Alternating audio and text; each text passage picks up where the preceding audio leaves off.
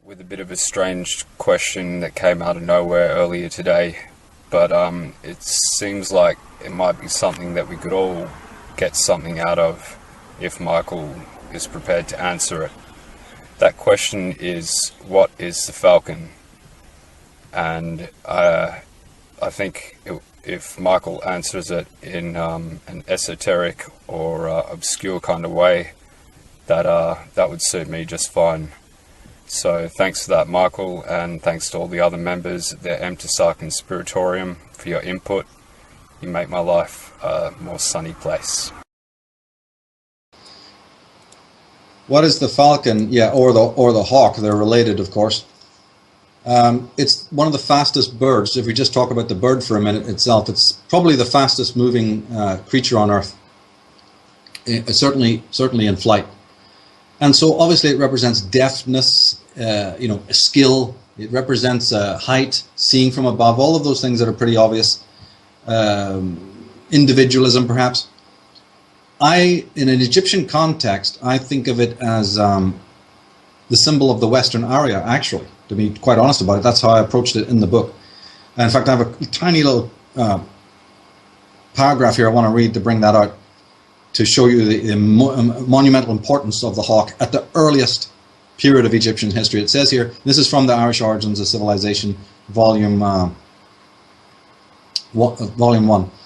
So it says, the first pharaoh of the first dynasty of Egypt and founder of the great city of Memphis, King Menes, that's M-E-N-E-S, is buried in Northern Ireland. Also known as Aha Men, or Hor Aha, meaning fighting hawk. Menes was most likely a prestigious member of Egypt's first civilization, the remnants of which were discovered by Professor Walter Emery and founded by the disciples of Horus, the sun god.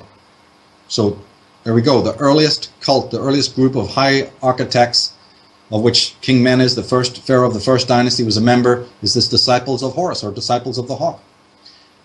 In one ancient text, from his empty tomb discovered from Menes' empty tomb discovered by Sir Flinders Petrie at Abydos in 1900, Menes is referred to as King Manash of the sun hawk race. King Manash is King Menes of the sun hawk race. Then it says here that Menes' identification with the hawk god Horus is suggestive, since Horus was often referred to as the blue-eyed god. So I took all of this to mean that really, the blue-eyed god, which you find so many references to Horus and the hawk god, is literally the symbol of the presence of the Western Arya in Egypt. So this is how important it is, because we know that the pharaohs were symbolized by the eagle, which is a standard symbol of royalty and power and strength and looking after the young and being this majestic, icon of just power. But the hawk it works on another level. It's almost like the king is the king, and then we have Mercury, right? We have Arthur and we have Merlin, so it's like the king is the hawk, but we have this other mercurial character who's many things in one. And it's very interesting that you'll see so many times a pharaoh with Horus the hawk behind his head, with his wings over his head, protecting. Then you see the eagle wings as well, but the hawk is actually shown as the protector of the pharaoh. And this is interesting too, because it then connects with a thing called the Ba. Right, there are several parts of the Egyptian soul, up to 5 and probably even more aspects of the soul in Egypt, and one of the most important was called the Ba, B-A, the Ba self. And to me, it's very astonishing that if you change it to B, B-E, being, Onto, they're not a million miles apart. But the Ba was always, in the earliest part of the Egyptian dynasty, connected with the pharaoh and no other being. Only the king or the pharaoh could have a Ba self. Later on it changed, and finally everybody had one. But in the earliest days, it was a specific kind of a creature, entity, double, or aspect of the soul. They had the Ka, which is another one. And the meanings that were given to the Ba were it's very similar to the ram. Some of the words, some of the way it's written in the Book of the Dead and other, is a symbol of the ram. So in some sense it represents strength and spiritual authority. And what I personally believe it represents is the different kind of will than the simple will that all of us have. It's the will of the man on the spiritual path. It's because that's what a pharaoh was, right? And the trials that he had to go through, and the kind of balance and will to power that he had to obey Mat, right? In order to be in alignment with Mayat, in order to be an agent in her power, to come to balance yourself and then represent the people, to be an icon of that, to be a model of that homeostasis, then you had to have a tremendous spiritual will. So for me, the hawk and the falcon represents that. It's different than the eagle. That's different. That's stately, that's exoteric, it's worldly. But the spiritual, unlimited power that we associate with the man on the spiritual path, whose mind is on fire, whose will, he works day and night, to study the universe, study the stars, to go through all sorts of trials and tribulations. This particular kind of spiritual will, I think, is the Ba, and also that's why the Ba is a hawk. But I forgot to mention this. The symbol of the Ba is a human head with an animal, with the wings of a falcon. Completely different than all the other Egyptian symbols where it's an animal head and a human body. So it's a reverse. And they said in Egypt that the pharaoh had many Bas. So in other words, many different animals could symbolize the Ba of a king, not just the hawk. And I think that that's because they were trying to say that the Ba is as individual as the individual king himself. So they ascribed a Ba self to you, but catered it to the kind of personality that each individual pharaoh also had.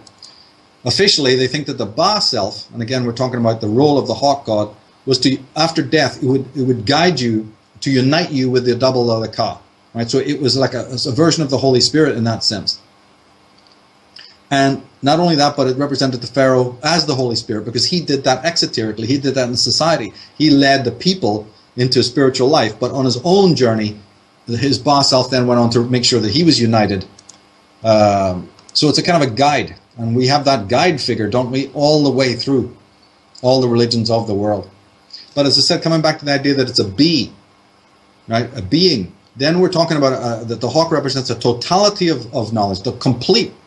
And the other reason why I think this is the case is because when the Ba is shown above the dead body of the pharaoh in that hawk with the human head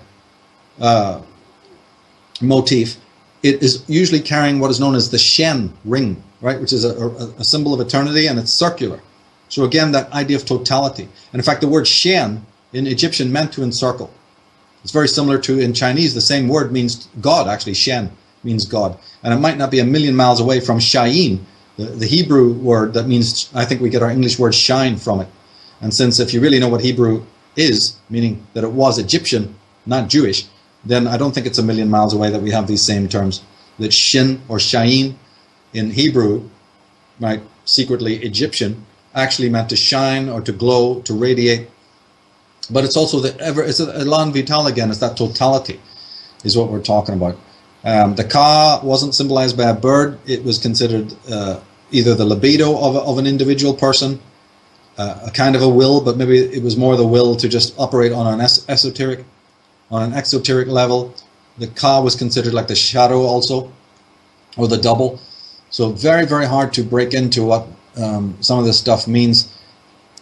Again, refer people to Anthony Peake because he's the modern expert on this concept of the double. But the Egyptians knew about it millennia ago when they speak so brilliantly about this Ka self, the Ka part of us, that may represent libido or force, it may represent spirit when you're dealing in physical zeal and physical accomplishment, because you need that too, don't you?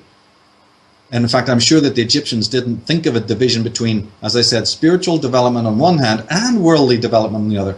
See, that's a luxury we have. As far as they were concerned, your mortal life is spiritual. It's an aspect of the spiritual life, right? It's that square that you have to have in order before you can move on, up the fractal, so to speak. So you have to have the somatic energy, right? You have to have the bodily energy, sort of tying into what Luke is asking. And then you have to have this other energy. But you have to have both.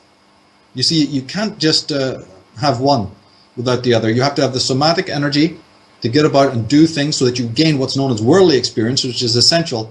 When we gain Christianity, they said, oh, you don't need any worldly experience. The world is a veil of tears and sorrow. The faster we get out of it, the better. The Egyptian mind didn't think like that. They were in touch with everything around them as a being. And then on top of that, you need, right, another kind of intelligence, another kind of knowingness, another kind of vigilance. And that's what I think this hawk is all about. Because remember, the single feather worn by Native American Indians, right? That represented the priest. Other people, other members of the tribe, like the chief, wore many more feathers. The single feather, hawk feather, again, you're dealing with shaman path. If you go even to, I said that the hawk surrounded the cranium of a pharaoh. If you go to the Norse mythologies, on the topmost branch of the tree of life. In fact, even before you get to the Norse, there's other mythologies which have a tree featuring two birds. It's called Lerad, L-E-R-A-D.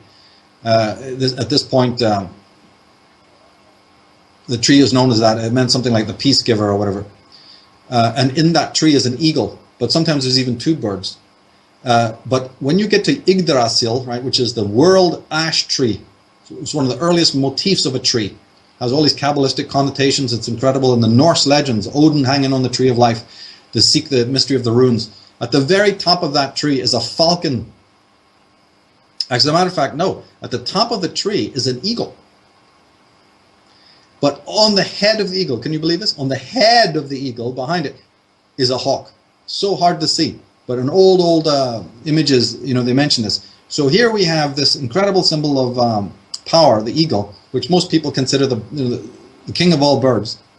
And yet, there's another capacity in royalty, another capacity maybe to worldly acclaim, worldly fame, even physical mastery. There's another element there that they're trying to talk to about, you know, a kind of wisdom or immortality.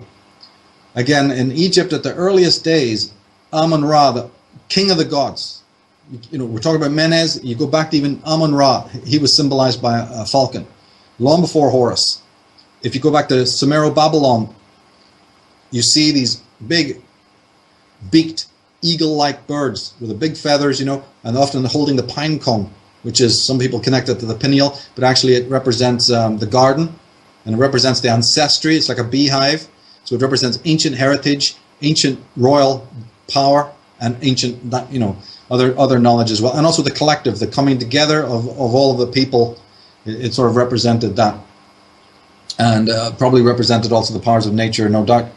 But this incredible idea of the hawk being sitting at the top of the tree of life is really, really stunning, actually. And just even again on a more pragmatic level, they not only, you know, cast your mind back, the idea of hawking, right? All of the sport of hawking. It's actually one of the earliest known sports, recreations, what have you, in the world, if not the earliest one. And we know that was connected to royalty, right? It was the royals who rode out. It was the royals who kept these hawks. It was the royal bird, you know. So in many senses, this is one of the most royal figures there is. But I actually think it represents the men of the West, is what I tend to think it represents.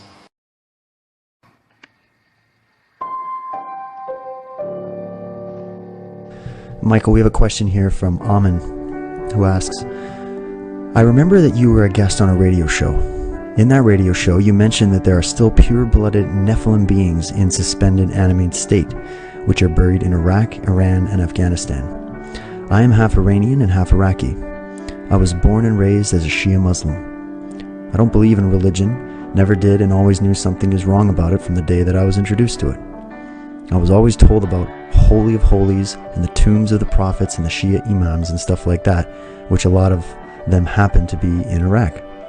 I was always told the body of these prophets and Shia imams never decompose, and it's like they are never dead, and they will be resurrected from death. They are also linked to special abilities and powers. Are these Nephilim beings and prophets and Shia imams happen to be the same? Can you please provide more information?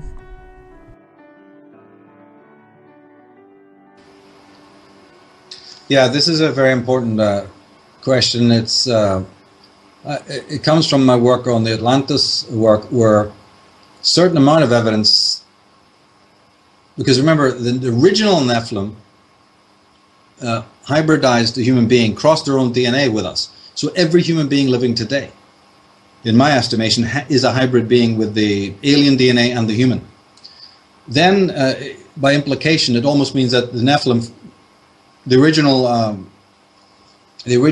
watchers or fallen angels, whatever you want to call them, no matter how long they may live, They certainly couldn't be alive now, right? But then I left a little door open in the book because I was trying to keep it open, because there's other traditions, other magical traditions, where they look to the fact that these beings, being so technological themselves, being masters of genetics and so on, perhaps they had a way of suspending, life. And one has to bear that in mind. And then that led me into, and I'm talking about back in the 80s now, this is something I've been studying in Ireland. I can't really say too much about it, but the idea became that in our traditions of death, we don't only have burial, but we've got burning, we've got cremation, we've got mummification. In fact, in Italy and even in the Christian world, there's a whole sub-study of burial and death and the rites of mortification, and whole underground catacombs where literally millions, in Italy this has been discovered, millions of skulls, millions of skeletons have been kept. We have underground under Paris. Do you realize that? There's labyrinths. You can take a tour and go through these miles and miles of labyrinths where there's nothing but skulls all around you. So the human race hasn't always thought like we have thought.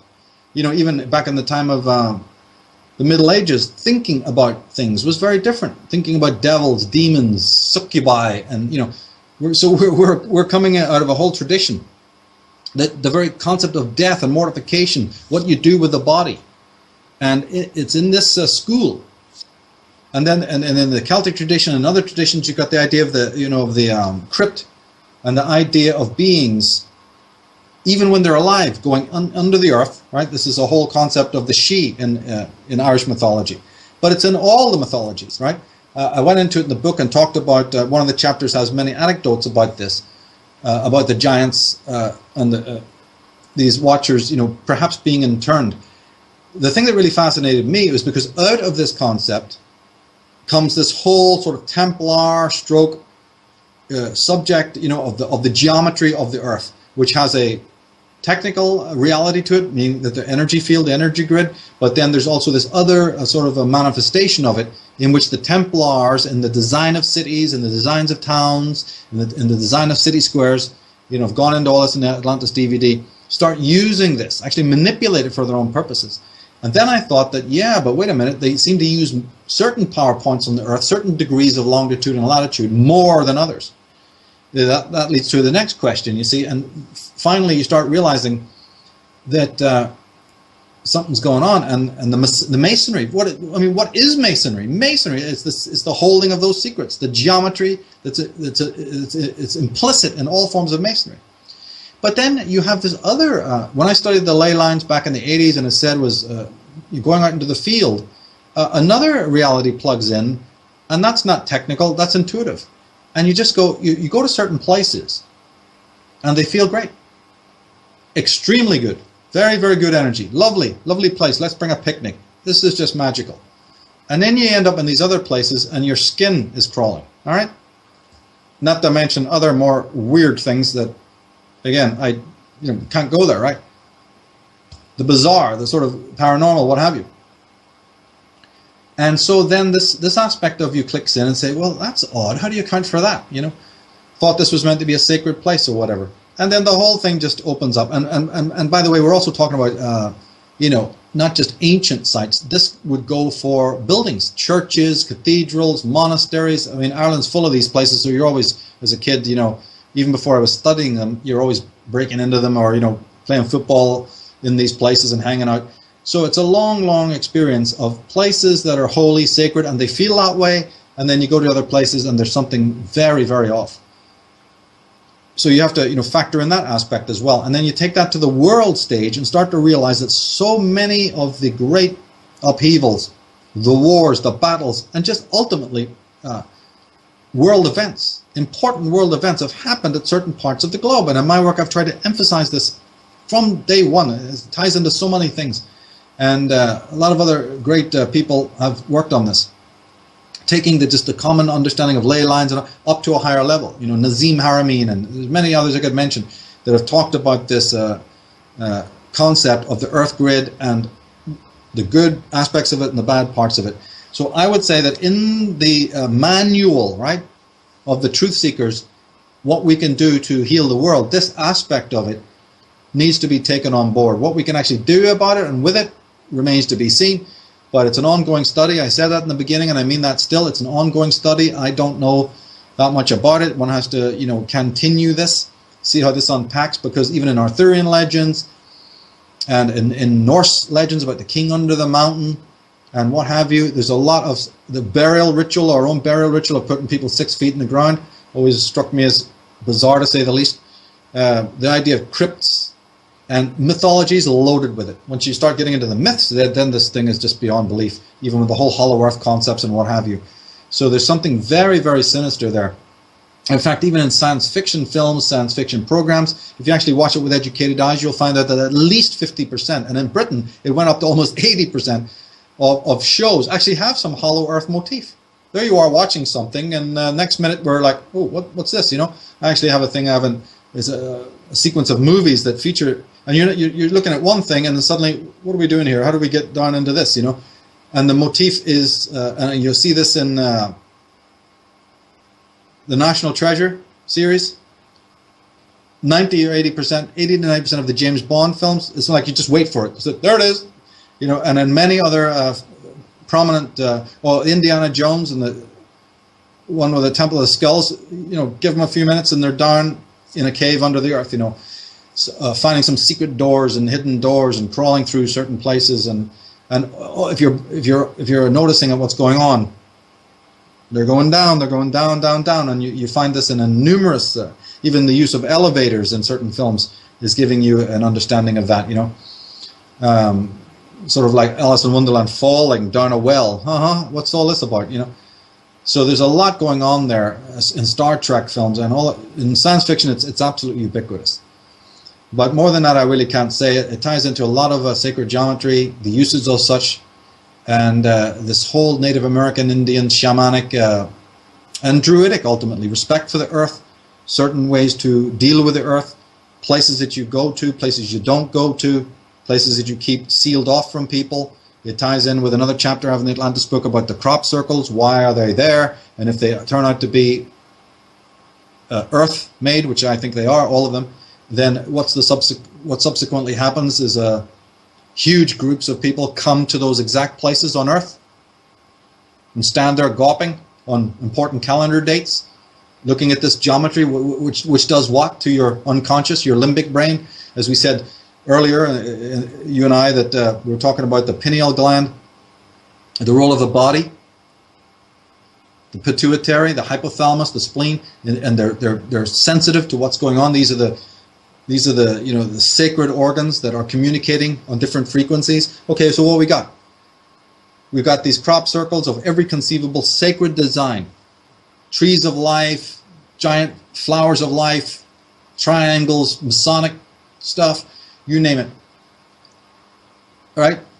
People with no background in any of this, and many of these crop circles appear, if you know the history, on places in England and other countries that are very sacred. Ancient sites, like close to Stonehenge, close to other places. Maybe you're not quite aware of it, but these were very important vortexes, not just energetically, but to the ancient people. And that's because if your ancients went there for thousands of years and worshipped there, and you go there, you don't know that, it's still a ritual. Ignorance of the law is no excuse. Yeah, well, it's the same thing here. So here we all come along with our popcorn, check it out. We don't know what that image right there that we're looking at is doing to our brain. And this might even work through the television. You might not even have to physically go. I'm just talking about the people who physically turn up at these places. But as we said earlier, the body is involved, right? The physical ritual of going there with other people, looking at an eclipse or something extremely mystical happening in front of you, creates a battery, a bioenergetic battery. You know, haven't you heard so many times people, well, it was on the tip of my tongue. It was on the tip of my tongue. As a matter of fact, they're completely right. It was on the tip of your tongue. The body's intelligence is trying to speak to you. In fact, when most people say, well, it's in the back of my mind, you know, it was in the back of my mind. And then that's why I called you up, because it was in the back of my mind. I didn't think of it earlier. When you say back of the mind, it doesn't mean that. It means it was in the body. When we say back of the mind, just remember, it means my body. The knowledge was in my body. It was a somatic intelligence. And we are going nowhere Nowhere at all in the West. Nowhere. We're going nowhere spiritually, and we're going nowhere politically until the somatic intelligence, not just the head, that shouldn't be negated. That's important. Only false teachers tell you to get rid of the ego and to turn off the mind and don't think. What we do need to do is more thinking, full rational thinking, and that includes the knowledge of the body, which has been left on the plate now for long years. Anyone like Wilhelm Reich brings it out, well, he's got to go to jail. Right? So this is the story. Alice Miller, Alexander Lowen, and others. Keep mentioning them all the time because they factor this in. Because that's the total knowledge that we need. As long as we're working with a brain full of their pus, we're going nowhere. You've got to awaken a different kind of understanding. This is what goes back to Luke's question, and we need to get there. And then that also then is part of the attunement, because the body is the gland. Again, the body is the glands, the organs, that then work with the energies of the earth. And if they're not closed off, if we're not in control of that somatic energy, then Big Brother has yet another subliminal methodology, another weaponry to get right in there, bypassing the conscious circuitry, right, through their subliminals, and including these crop circles and mandalas and weird, great movies that apparently have all this mystical numerology in it. And there we are, needing it so badly because we're so spiritually raped that we can't help but reach out. But what's going on in those movies? What's actually happening? What kind of images of masculinity and femininity are we receiving? What kind of other programming are we receiving? You see, this is extremely important. And the body's intelligence comes into it as well. So but there's so much could be said about just that subject of ley lines, dragon paths, axiotonal lines, earth grid, earth geometry, when you factor it in specifically, because whoever these beings were, they had a tremendous knowledge. They had a spacecraft. They were able to map our planet even before they physically landed here or came here. Even after that point, they were able to scan the land. They were able to scan for underground caverns like you couldn't believe. The technology, as I say in the book, was later destroyed, or a lot of it was. But before that time, our planet was completely scanned, all right? And these beings knew where these cave sites were. I believe to this day that many stately homes, churches, cathedrals, monasteries, and maybe even some civic buildings are actually built right over the holy places, which used to be called hollow. The hollow places. Irish mythology leaves you in no doubt about it, that the word holy is a linking to hollow, where you went to the oracles, or you went to these sites where the gods, or the agents of the gods would come out and give counsel and talk to you. Extremely sacred places that people knew to stay well away from. You only approached them when it was correct. You only approached them when it was the right season, when it was the right lunar cycle, etc. This is not, the Griswold vacation in which you just go willy-nilly whenever you feel like it with your ice cream cones and your popcorn and all that. This isn't going to work. So we've got to get back into a sacred relationship with the earth and some of these places and move from that place. Then you've got to be very savvy about why did they put up that statue and what the hell's it doing there? Or, hey, wait a minute, wasn't this over here? Like, Belfast, I've got volumes on this. Why did they move this pavilion from this park and it's outside Starbucks now? Okay, for hundreds of years it used to be over here, never bothered anybody, it was perfectly okay, and it's just an obscure monument or whatever. Okay, and then over here outside the BBC on Dublin Road, what the F is this? What's this? Here's a big obelisk, right? What's that doing there? Look, go up to Newton Arch, go to Bangor. That's my life. That's Michael Tsarion in the 1980s, going all over the shop and asking questions. What is this doing here? And then, hey, why did they move it? What the hell is this? If you're in American context, San Francisco, go up to Eagle Point, go up to the Palace of Fine Arts, look at that monstrosity. It looks like something has fallen out of the heavens, and so forth. And people are sending me likewise from all over the world. I mean, you can't imagine how much stuff I've got on this from good people sending me. Jesus, look at this, Michael. Somebody showed me recently from Dublin, another day, goddess, female, right? With her hands like that, a statue of a female goddess, probably representing Ireland, making a triangle symbol. The female we know is the downward pointing triangle, or a 5-pointed star even. What's the upward? The symbolism doesn't work. The yoni is downwards, she's holding it upwards. That's bad. That's creating a conflict psychologically in the people that are, looking at it every day. And that problem just goes on and on and on. The desecration of squares, the desecration of parks, Margaret Thatcher turning all the fountains in London off for many years. Later they were put back on again, but almost for a whole time that Thatcher was in power, all the fountains, Trafalgar Square, all of it was turned off. And I could go on and on and on with this, about the desecration of these sacred places, and the changing of the environment, even on a civic level.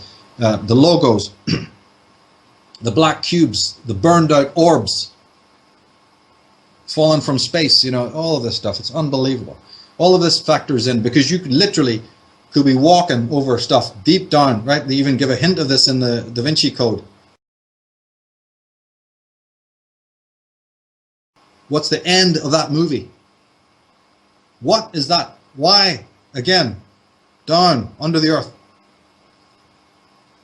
These Templars are telling you something. It's incredible, it really is.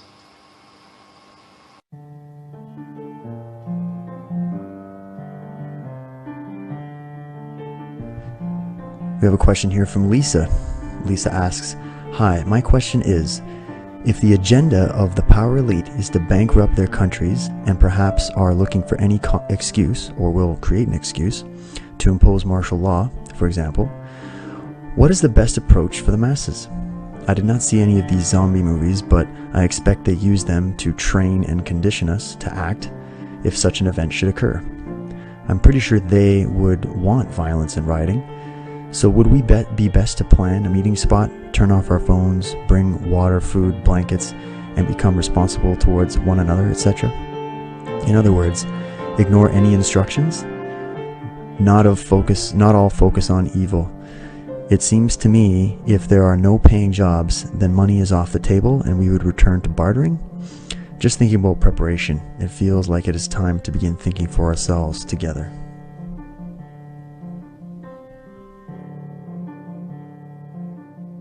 Well, see, these are very fascinating questions, but they're really not my forte because, as I have said so many times before, my interest is more in the philosophical and the psychological component of this.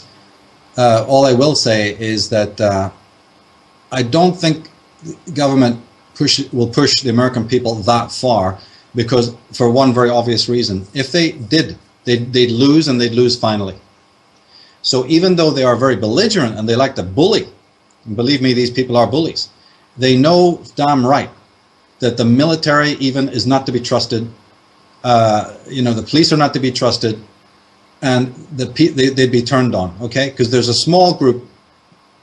This small federal group is extremely vulnerable, and there's no way that you could take down America. So it's all a tactic known as police yourself. It's the sheepdog mentality that David Icke has so beautifully pointed out. On a street level, on a local level, you'll certainly see the bullying, and you'll certainly see the orchestrated propaganda and these fifth columnists, right, enter into different groups to incite problems and all. But don't necessarily get worried about all of that. What you should be worried about is the fear that the media and all of this school generates, because that fear is the disabling aspect. If the federal system crashed, or even local state government crashed, it would be the best thing that ever happened. Man would have no problem whatsoever surviving. Do you understand that? No problem surviving. There'd be no problems at all. Everybody would have food, and you get on well enough. Because at the other end of the cycle, those who are shipping and selling the food, they need to continue, and if anything happened, there'd still be an ability to. In fact, there'd even be more ability, you see, because any kind of new people's government that got together would then be able to turn off the taps of the waste of the money. Yeah, and I'm not going to get into how that would be done, because it would cause so much controversy to these puppy-eared listeners that unfortunately are all over the internet, who can't understand this, what needs to be done in order to, because again, in any interim period, right, in any interim, whether that interim is traumatic or not, you need to keep the wheels of government, or the wheels of the system, going. And that's what people are afraid of. They're not afraid of getting rid of government, but they're wondering that how between a transition point, oh my God, it's going to be, complete Armageddon, which is why they keep showing you what? What has every movie been showing you, for the last 10 to 15 years since the Clinton administration, basically? And they up it is chaos. There's many reasons why they show you those movies, but one of them is to get you to be so pathologically afraid that if any radical change happens, you're going to be thinking in terms of black helicopters and, oh my God, mass arrests. Nothing could be further from the truth.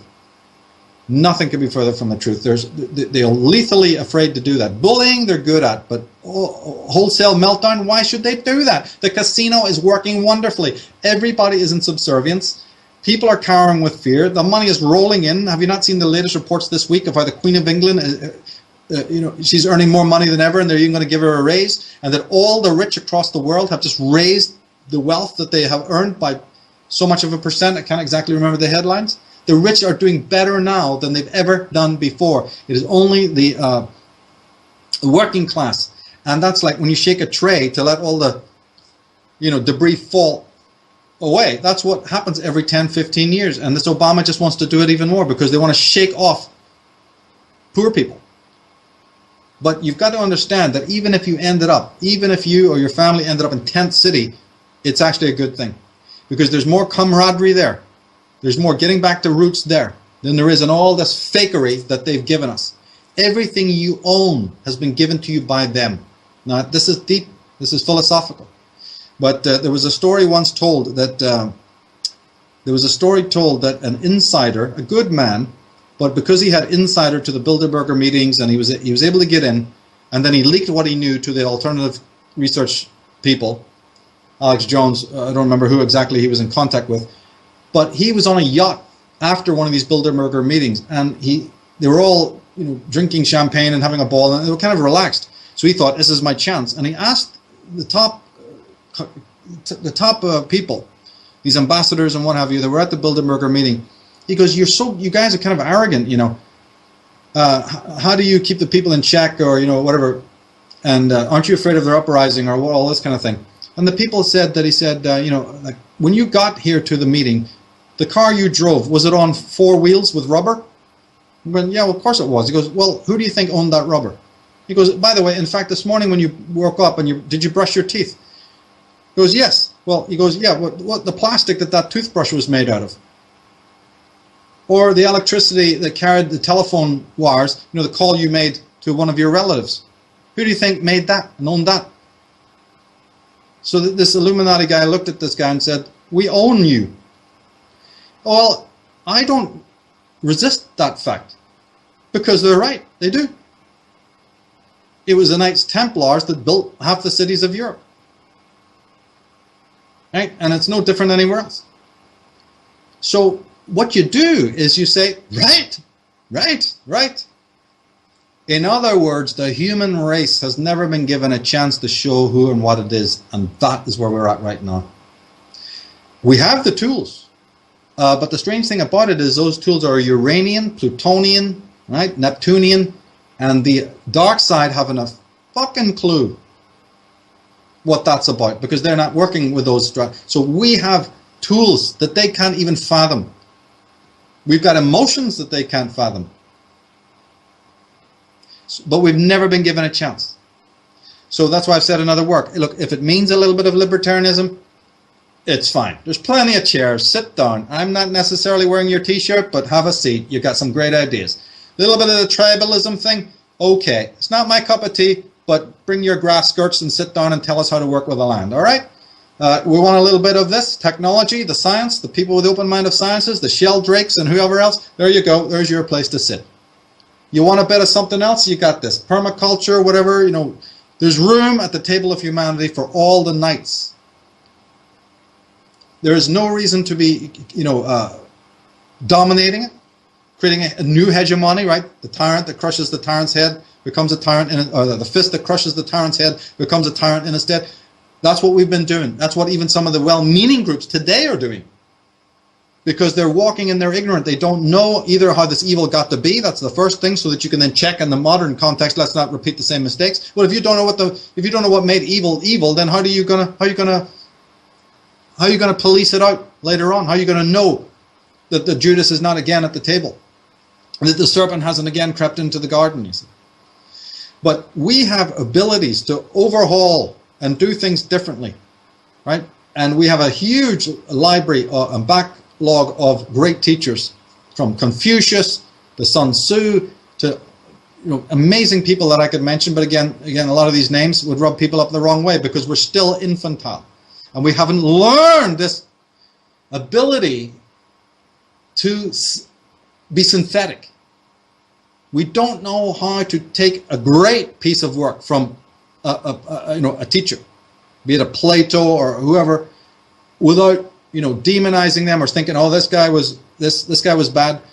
We're in a war zone. We need whatever we can. It's like Rambo when he's running away from the people and they've taken his clothes. What he does? He gets a sack. He cuts a hole in a sack. He puts it over and he gets a bit of rope and he ties it around him. He's off into the jungle. That's how you survive. That's how you survive. And if you haven't got a knife, you get a pointed stick. All right? This is the message to humanity. Actually, we can even do better than that. But it helps if you've learned from evil and if you've got a little bit of strategies in the side.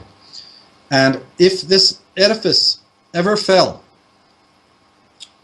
and we're in this interim moment, there's nothing to fear except those who are riddled with fear. All you have to fear is fear itself. All you have to fear is the ones who are nobbled, completely bat crazy because they're, oh my God, where's my coffee in the morning and where's my TV channels? What's happened? What's happened is you've just been liberated spiritually and physically. The door is wide open now. But as I've said so many times before, you can blow the gates off a prison and everyone will still sit in their cells.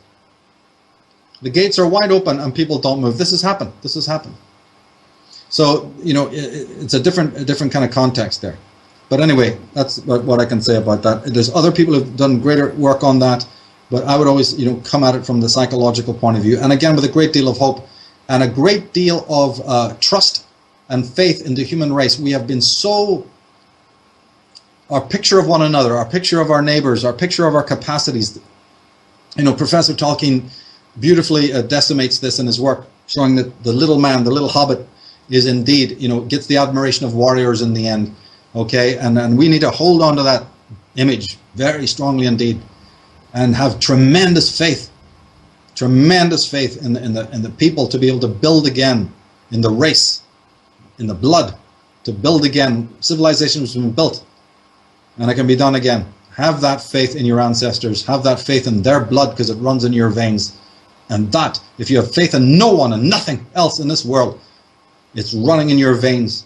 The memories, the thoughts, the will, the future prescience, right? And ultimately the will to defeat evil that ran through generations of your own ancestors. So if you care nothing about the fate of other people, don't worry about it. Think of your own tribe. Think of your own people. And get suited up for it. Have no fear. Because the fearless man that we can look these people, these vermin, right in the face and say, I do not fear you. That is a weapon. That is the weapon. When you're so psychically strong and sovereign and immune spiritually, they shudder like cockroaches when they come across a person like that. That's the ultimate weapon in any kind of war that we're talking about. Hi Michael, it's Christopher from Toronto. I was out the other night with a friend of mine and we were discussing your work on symbology. My friend told me to take a look at the Canadian coat of arms, which I've never done before in the past. So what you're looking at here is the Canadian coat of arms, the Royal Coat of Arms of Canada. And I was intrigued by the fact that there was a unicorn portrayed in the image. The unicorn, with a chain around its neck, apparently symbolizes the Scottish influences in Canada. So my first question is, why the unicorn of all animals? And why the chain around its neck? And as you can clearly see on the left-hand side of the coat of arms, there is a lion, and the lion does not have a chain around its neck.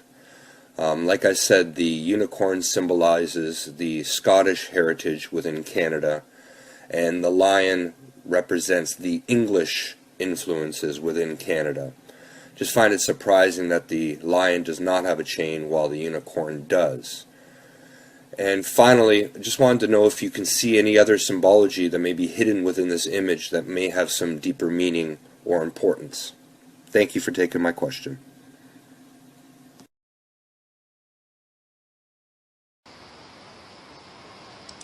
Yeah, this is a very, very important question. A lot of people get this wrong who allegedly study symbolism. First of all, since everything goes back to astrotheology or astrology, then we have, the answer. As long as you realize that the white unicorn represents Cancer, or even a white horse for that matter. Usually in normal astrology, it's the crab. But there's a long story, about how that came about. The movement of the sun moving sidewards looks like a sort of a crab moving, and there's other ways that that comes into being. It's actually Khepri, the scarab deity. So you can even take the crab idea back to more appropriately to Egypt with the god Khefra or Khepra, who was not a crab but a beetle, the beetle who pushes the sun up to its highest point. And then when you start getting into the deeper astrotheology, you find that Capricorn is actually Kepracorn. People think it's Capri, the goat. Yeah, that's one level, but it's actually because these guys in the priests always used to notice what was opposite. So opposite Cancer is Capricorn. So there's a sharing of symbolism. One can get into all of this kind of concept. It's very interesting about these constellational dynamics. But to the Arya, to the high Arya, and this would be the Druids and so on, and of course we're talking about Scythians, these Hyksos, a lot of these groups were horsemen. So the horse was an important symbol. You have the white horse of Uffington, the famous image on the hills of England and so on. And this again is a Scythian or Sarmatian motif. Of course, the moment that you start thinking, as many people do, that these symbols, these heraldic symbols we're discussing, go back to the Jews, this is where you have a problem, because Jews and horses, no, it doesn't really work. You see, so immediately, if you do your homework, you start to discover Lion of Judea. Hey, you got something there. Naturally, the Jews have always looked to the lion, and by God, is that a story? Why they do that? But white horses, no, there's something else going on here, and that hopefully will push a researcher deeper. And when it does, you just simply find out that the white horse is always being the sign of the royal sign of Cancer, and the sign of the red lion is Leo. And so you find these symbols on all royalty, on most heraldry, not just British heraldry. So Christopher's right to notice it on heraldry or the Royal Arms of Canada, but my goodness, you open a book on heraldry and you'll find that lion and unicorn going back to the Habsburgs and all sorts of areas right across the world. So one aspect is astrological. Cancer and Leo, obviously. So much could be said about that. But I think what Christopher's getting at is something even more conspiratorial. And why the chain, for instance? Because why would Cancer be any less, the chain gives a negative connotation. Well, certainly then Cancer is even the most northerly sign. So if anything, even Cancer is more distinguished than Leo. So you'd think that the lion would be chained. If it's an astrological meaning, because the sun rises to its highest point in Cancer, not Leo. And I think also Cancer is the most northerly sign when you take into consideration that celestial globe, the gate of the souls, and Capricorn being the gate of death. So we couldn't be quite right there to explain the chaining, but you do understand it, and I'm not the only one to bring this out in my work on the Irish origins, that my belief is simply this, and that the Atenists of Egypt, who later spread out to other points of the globe to gain world control, they're symbolized by the royal lion. This is obvious because the lion has been not only a solar symbol for very, very many years, but it's also been the symbol of the pharaohs, the highest of the royal houses, right? We've got princes, we've got dukes, we've got earls, we've got kings, and then we have emperors, and then what? Something else, the princes of light. So even the known hierarchy we have. So the lion represents this very elitist group that's a solar cult, Akhenaten and Azatnists. But these people, as I've insisted so many times, right up until the modern day, are a very small coterie, very small group indeed. And even of their group, not all of them are sane enough to rule the world. We've got a lot of very obscure, crazy people in these. The higher you go up the hierarchy, the crazier they get. So again, how many of them actually really are compos mentis when it comes to orchestrating world control? So the unicorn then, to answer Christopher's question specifically, and this answers why it's chained, is because the unicorn is the reflector of the light of the lion, right? Passive to that which is above it, but active to that which is below it, and that's all of us. So the unicorn is just the tutelary symbol of those who are servants of Aton, the lieutenants. They're chained because of the pact. No one changed the lion. The lion is completely in touch with Aton, Jehovah, Yahweh, Adonai. They're free. They're the elite. They're the pharaonic. And then you have a massive sea of servants. The servants alone, the history of the servants, right? Coming out of Malawi, coming out of Avaris in Egypt, coming out of Memphis, calling themselves Levites, calling themselves Israelites. All the terminology borrowed from even more ancient people. All their history. The history of the servants alone is interesting. You know, the popes call themselves servants of the servant. There's a lot of this weird hierarchy going on. But the message to the servant is, you're not being slaughtered. We're not going to sacrifice you. We're going to treat you well. In fact, we'll even hand over world control to you as long as you stay allegiance to us. And the chain just represents that bond that can't be broken. You serve the royal houses. You know, it's basically like that. This does not mean that the unicorn should be demonized in itself. We obviously know that the white horse, nothing to do with, the white horse isn't responsible, you know, and that symbol can be used beautifully in other areas, right? It's just that it serves as a symbol. Somehow they chose it down through the years. It turns up on these coats of arms and so on. The lion and the unicorn, the famous nursery rhyme and all of that. But in my reading of it, you know, I'm the very first person to point out that the eye of the top of the pyramid, and pointing I just meant to clarify once and for all, because when you talk in Egypt, it's so easy to be general. Oh, it's just Horus, it's just Amun-Ra, it's just, you know, Osiris or whatever. But you see, you've got to break into the Aladdin's cave of the royal symbolism that they use. I've said from day one that my interest is only the people at the top of the pyramid, right? Who's that steering elite? And of course, a pyramid has four sides, so you're constantly circumambulating. You're constantly going around to find it. Wait a minute, you know, can we really break into the secret core of their symbolism? And so the eye of the top of the pyramid is Atonism. It's the eye of Aton, not Ra, not Horus, in more of a general sense. You know, this is important to bring out. And also that these symbols are part Aryan, not altogether Judaic. You see, needs to be borne in mind. You know, because otherwise, if you don't know this, then you get as far as the vast majority of people say, oh, well, the Irish harp, you know, the harp on Ireland, that's King David.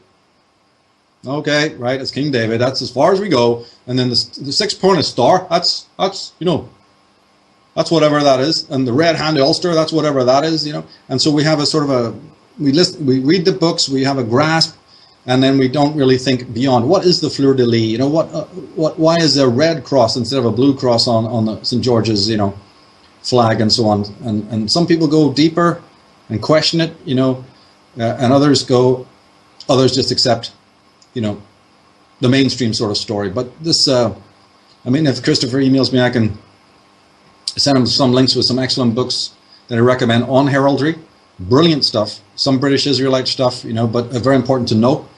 And then just once you factor in my stuff, talking about the West to East movement, you know, once you keep that in the back of your mind, these books will make a lot more sense than if you picked them up on your own and just tried to read them and accepted what those authors are saying. But once you've got, you know, my thesis there, reading these books will be very, very important to have in your library, because then you really understand how these things happened, and you won't necessarily buy into the disinformation of the various individual writers.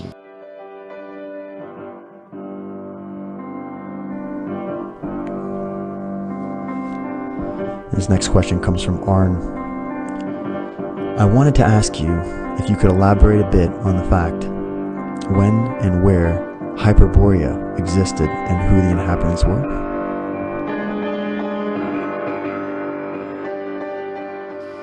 Yeah, well, see, the later propagandists, when they started this, you know, you could say it came from the rise of the actual papal. I think the Templars would have been so much more inclined to accept that, hey, what the hell, which is, you know, we're not trying to hide any west to east. I don't think it was them. But by the time that the papists, you know, this hardcore hegemony in Rome rose, it's arguable that maybe it happened before, but I don't think so. And then since that rise, there's been a definite need to downplay the West and the role of Ireland. Any scholar half worth their salt knows that the official story is rubbish, right? The philologists, the etymologists, you know, the Saces, the Professor Saces, any of the ones who originally went to study Sumeria, and Sumeria even is, you know, there was a proto group there called the Ubaid, the Ubaidians. So even as ancient and absolutely hoary and ancient as Sumeria is, hey, there was people there before. You know, Phoenicians. Before anything Egypt ever built, the Phoenicians was already there. Memphis originally was a Phoenician city. Who are the Phoenicians? Well, they were called the Arcadians. Who are the Arcadians? Well, they came from, right, the west. So once the downplaying started, instead of admitting, you know, Ogyria or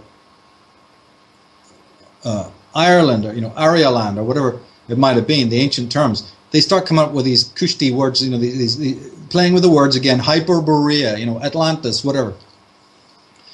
These are just terms that represented the West, represented Ireland, represented the ancient, you know, the ancient lands ancestral.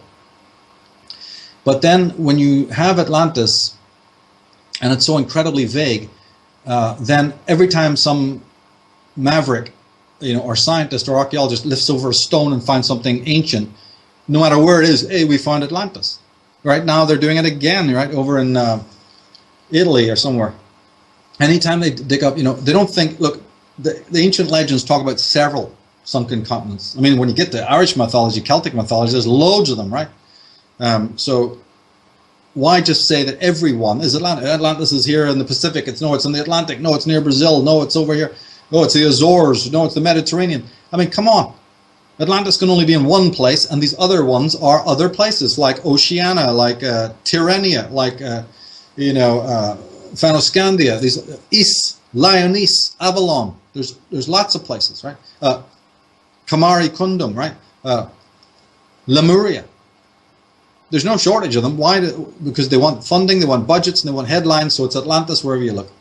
But the real Atlantis was up north, British Isles, Scandinavia, Greenland, Iceland, Arctic, a huge, huge continent that broke into pieces. Part of the land disappeared.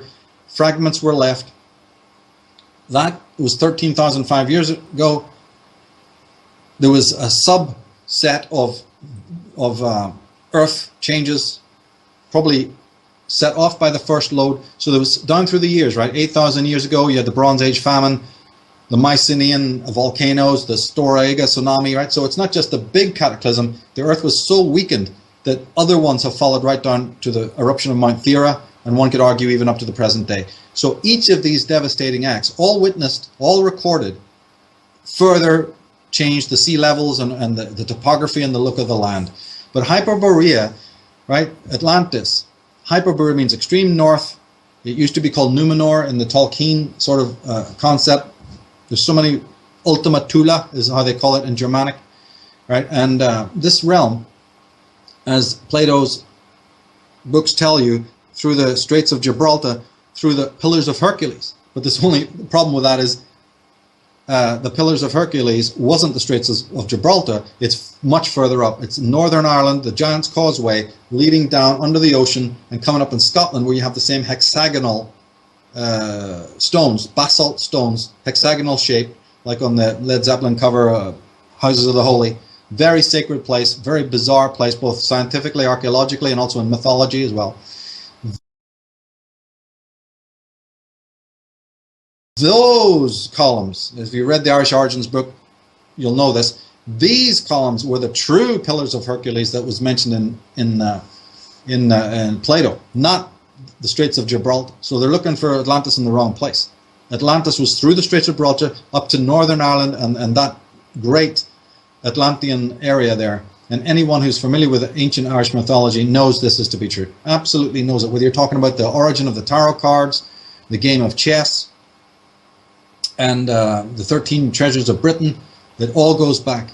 Oh, the role of the goddess, for instance, the role of the priestess, the role of the Brehon law, administration, like we were talking about earlier, division of land and the measuring of land in a geomantic way, as I've said in the Irish Origins appendices on the website, that the megalithic inch, let alone the megalithic mile, or the megalithic yard. The megalithic inch is in its most perfect. And this is not me saying this, is Professor Tom, Alexander Tom, the greatest astrocartographers and geographers, showing you that the further west you go until you get to Ireland, that's where the most precise measurements of the megalithic inch are. As you start moving into the east, they get less and less precise until you reach somewhere like Crete. As far as I'm concerned, that's it. Actually, there's more. As you can see from my websites and books, I collate it every day. But you know something? That one fact is all you need. You don't even need to go to your etymologies, philologies, alignments. The fact that Callanish is in the Isle of Lewis and which is Utter Hebrides or whatever, aligned with the pyramid. You don't need to get into all of that. The mere fact that the measurement that was used by the same Celtic Gaelic groups as they moved into Anatolia, that's Turkey, right, all through up to the very far into Western Europe, that measurement is more pure, more precise as you get closer to the Western countries. That's it. That's the evidence that people say, oh, tell us the evidence, Michael. You talk a lot about all this, but there's no evidence. It doesn't prove his case. Well, then you're either stupid or lazy, because you either haven't read the work and read the books or gone to the appendices pages. You don't want to know. It's there for anyone that is a rational person is overwhelmed with evidence for this. And it's coming out more and more every time.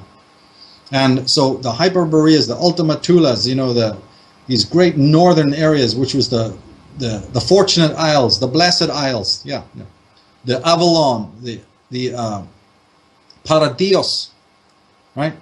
The idea of a garden, a temperate clime, all of this, ver perpetuum, the eternal spring. In every civilized race, they knew that meant the north, the Arctic homeland, the origin of the Vedic people and the pre-Vedic people, the pre-Gaelics, the pre-Celtics, the Scythians, the Sarmatians. When some punk with a degree from university and a bit of a budget in his pocket is digging somewhere in the Ukraine or digging somewhere in the steppes of Russia, he's not going to say anything I'm saying like that. He's going to say these people have no connection with anyone else because I want to nail this. I'm going to hallmark this, all right? Of course, they're tripping over evidence that shows that they're liars. When they went to China and found all these women, the braids of their hair you can only find in Denmark, the tartan you can only find in Scandinavia, the horses, the burial types, the jewelry that's buried with them. But each individual person works for a school. Geology itself is under the control of the military, by the way. Right? The faculties of geology in all the universities of the West are controlled ultimately by the military. What you dig up, what you find, because it's uranium, plutonium, you can understand. Right? So, but they also control the flow of knowledge and the budgets. Who's going to get the budgets? Out of hundreds of archaeologists matriculating, which are we going to pick? What families do they come from? Are they from military families? Can they be trusted? If they go and make a discovery, can we control them? Damn right they are, because the evidence for giantism, for the move of the Celts to America and everywhere else is all in front of us as these mavericks that I try to feature in my work, and now the world is getting known, thank God, for all these people. The evidence is overwhelming. But as long as you can still brainwash, and keep a handle on some of these official magazines and periodicals and the official flow, we've been putting up video after video on the Einstein fallacy, all of that. I mean, it's busting at the seams. The truth is, you can't keep the truth down, you see. But to me, I wanted to expose the Druidic slaughter, the genocide, because it's primordial. It's the first one. And it needs to be more than a footnote, right? And it's also not Romans who just did it. So all the official reports, bull crap, no. So I wanted to expose this original Holocaust, because it's fine to be talking about Native American Indians and the conquistadors coming and whatever other atrocities you can imagine, of which there are so many all over the world, in the Congo. It's marvelous, but that's all high profile. That's been done, right? All of these movements of colonialism have been well and truly documented. And yet when you turn to the absolute slaughter of the Druids, who ultimately were the greatest priestarchy who ever lived, all of Judeo-Christianity and Islam is based on it. There's not a single shred of any of these official religions, let alone the political motifs and corporate motifs we keep seeing, that doesn't originate in Druidism. And yet you hear nothing of those people. Some tree huggers or tree worshippers, that's about the best you get. And there are good books, but they're old, they're out of print, you know. So my work was to go back, dig out those out of prints, make the names of those people famous again, you know, bring their evidence to light, update it for a modern audience, and so that we can start to at least understand. Because also the other point is that once you understand that, you can understand now why the Vatican said the earth was flat. They would do anything to stop ships, men of wealth, traveling to the West. They knew, everyone in the Vatican knew the earth was round, it was a sphere, but they came up with it to keep merchants from traveling to the West to come to Ireland and find out the lies and the greatness of those lands. They'd literally do anything. So for centuries, Ireland, specifically England too, but Ireland was considered a place of ghouls, ghosts, a mysterious place full of weird, three-headed people and all these sort of hybrid creatures. You should read Herodotus and all of the nonsense. You know, and you never want to go there because you're going to fall off the edge of the world. It's the other world. They actually used to call Ireland the other world. Now that was done for strategic reasons. It's only when mavericks, individual people, possibly for looting, possibly because they wanted money and they were ready to colonize, started going out and breaking the rules and funding individual, explorations that finally, you know, travelers, intelligent people, these sort of Marco Polo types, you know, started heading back, and the Vatican didn't have their way. But for hundreds of years, they wanted their way because they'd already colonized Ireland. They'd already sent Augustine there. They'd sent St. Patrick. You know, they'd sent their ministers to continue the process of extorting and corrupting and colonizing that land and siphoning its knowledge, burying its knowledge, taking the books. And then we go, Irish, they had an oral tradition. You're bloody right. They had an oral tradition, all right, after everything was burned. Yeah, then you got an oral tradition. But, I mean, this is what I'm saying. If you go by the official reports, the oral tradition. The oral tradition. That's what you've got left. The oral tradition is your way of saying they've been had. They've been looted. That's when you have oral traditions. When the Jesuits of Trinity University and the Royal Institutes of this and that and the Royal Academy of this or that have been sending in their agents to loot the bloody place, so there's nothing left. Yeah, then you've got an oral tradition. The Druids was into oral traditions. I mean, don't even get me started. It's ridiculous.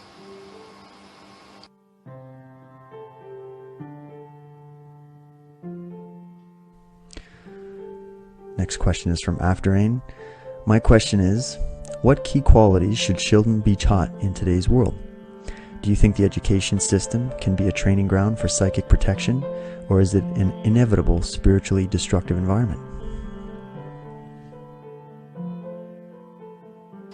I think it's spiritually destructive. I think we're going to see good stuff coming, though. The French are working on this whole thing with the internet and that. And as long as people, again, go for it, well, it should be okay. It's an antiquated system. Schools are toxic places. You know, the teachers are mostly ignoramuses, toxic ignoramuses. Even the ones who mean well are either purged or themselves just go crazy. They're held back. They can't operate. You know, but as we move into the future, you know, these teachers are not even they're not even good people anymore. It's right across the board, you're finding people who just don't know what they're doing and will conform. They don't stand up. But this is another thing, as I said, that the human race can easily fix. I mean, it's really not the end of the world, and there should be no grounds for any fear if it collapses. You know, as to what curricula you should have, you know, the parent is the ultimate teacher of the child. So, and because remember, the teachers can't really communicate their own personal experience, but the parent can. The parent also sends all the emotional signals to a child, which is also very important, that you don't necessarily get in these environments. As to mixing with other kids, well, you can do that in so many other environments. You don't need to be going to 8 hours of school, getting up early in the morning, you know, hurting your body. You can meet them at the swimming pool, at the beach, when you're on holiday, you know, at the baseball diamond, and in so many other places where you can meet kids, even at the daycare. You know, there's no reason to subject children to this regimen.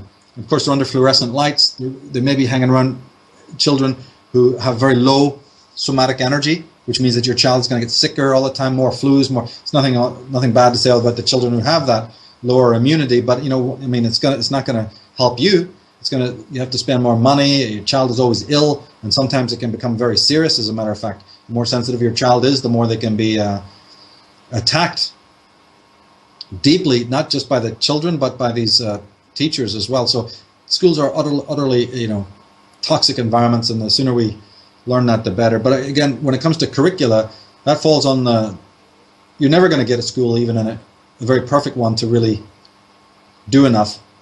If you wanted to go down that route, then by all means, study the Steiner system, the Krishnamurti system, the Reggio system. There's lots of systems out there that are very good, but ultimately it falls on the parents to introduce that child to nature, to have lots of animals around when they're young, to take the child into nature as much as possible, to try and be sympathetic to the idiosyncrasies of a child, to build that discernment, meaning don't shut it off when the child expresses a disinterest or a hostility.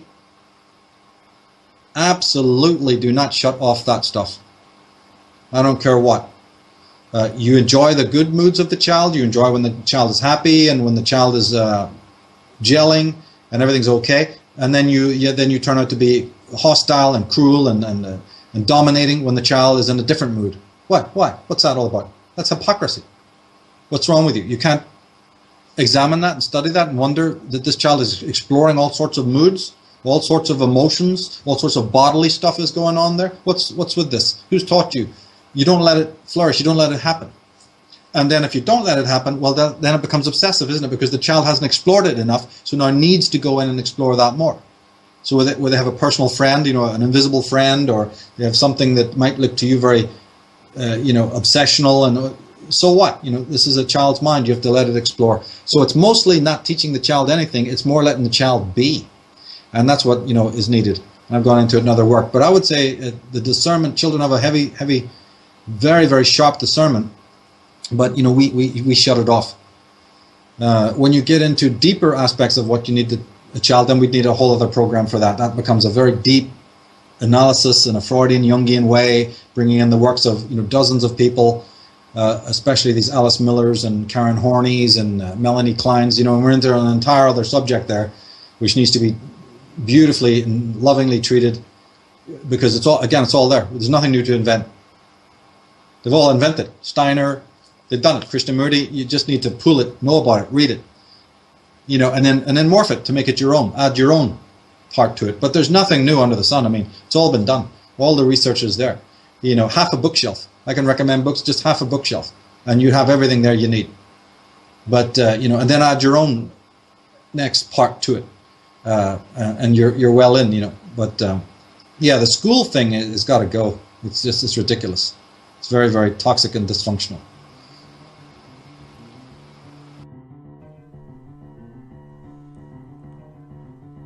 And we have a question here from Christian. Christian asks, I would like to hear Michael talk a bit more on psychic vampirism in families, especially when a young child is the victim or the target. How to help that child, and what are the best ways a young child can learn to defend him or herself from psychic vampires? Oh, the answer to that is it's impossible.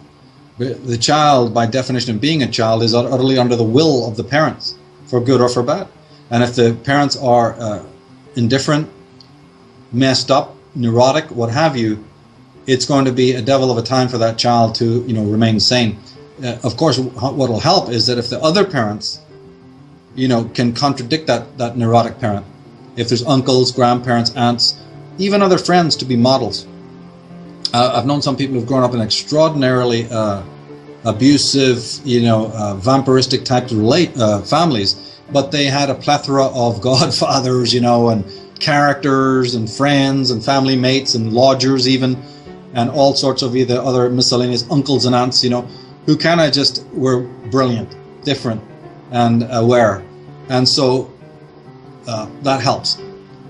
Obviously, that will help if the child themselves in the back of their mind knows this parent's a loony on some level. You're not going to be able to articulate that, but if you at least know not to give them, your love in that sense stupidly. You can love them, but you don't have to love what they do, and you certainly don't start losing energy, over what you're seeing. Once you've twigged it, that they're stupid, they're poor in mind and heart, they're limited, you can love them, but you can see that, this person's obviously, I can tell, even a young child can tell there's something off with that person. They're not, whole. That's very important as well. So it's not that you don't love them, but you don't wear the love on the sleeve as much. You don't, your defenses are up. Those are the only ways I could think that this could be. Because remember, all that kind of abuse that Christian's talking about, imagine that you're not talking about psychic abuse. Imagine you're talking about physical abuse. So just switch one for the other and you can see what I'm talking about. It's the same problem as if the child was being physically beaten up, the same remedies, the same controls, the same ability to get out of it is not too much different in the emotionally abusive relationship. But of course, what we have to emphasize always is that emotional abuse is much more widespread and ultimately can even be more cruel, more prolonged, more devious, more subtle. So the only thing I'll say is that the child is very vulnerable, but it is possible that by experiencing all of that, they can come out to be very psychologically strong. Because again, we're talking about very few cases here, but it's possible that the child needs to go through that, because then they come out with an ability to be able to help the world, help other people, uncover these things that the world doesn't really know that much about. Like I said, like the anecdote I've always brought to bear, which is that most people's impression even of psychic vampirism is largely erroneous. They go on and on and on, talking about that it's a sucking energy that's taking place, and that's true to an extent. But there's this dumping energy that I find is infinitely more interesting. The concept of the Medusa turning you to stone. Well, that doesn't look like it's too much about evil sucking you, but it certainly makes sense if you're being poisoned, made toxic, right, by the energy of the proximity of that Medusa, and you turn to stone, you freeze. That's psychologically factual. There's actually a concept of freezing and flooding, and that's what I mean backs that up. There's a lot one can unpack in this. So there's a certain draining of energy, absolutely, but there's another, even more pernicious aspect. So some people might have had to go through a lot of this in order to, again, develop this thing bit by bit, just like they've developed forensic DNA testing over the years. It didn't start out perfect, it developed. Well, it's the same thing with all of these other spiritual psychic discoveries, you see. My first question was, why is it we need to use the controlled Facebook to communicate with Michael for this particular work, while at the same time we are confirming our identity to those we are fighting? Or is all of this a part of a plan we agreed and forgot about?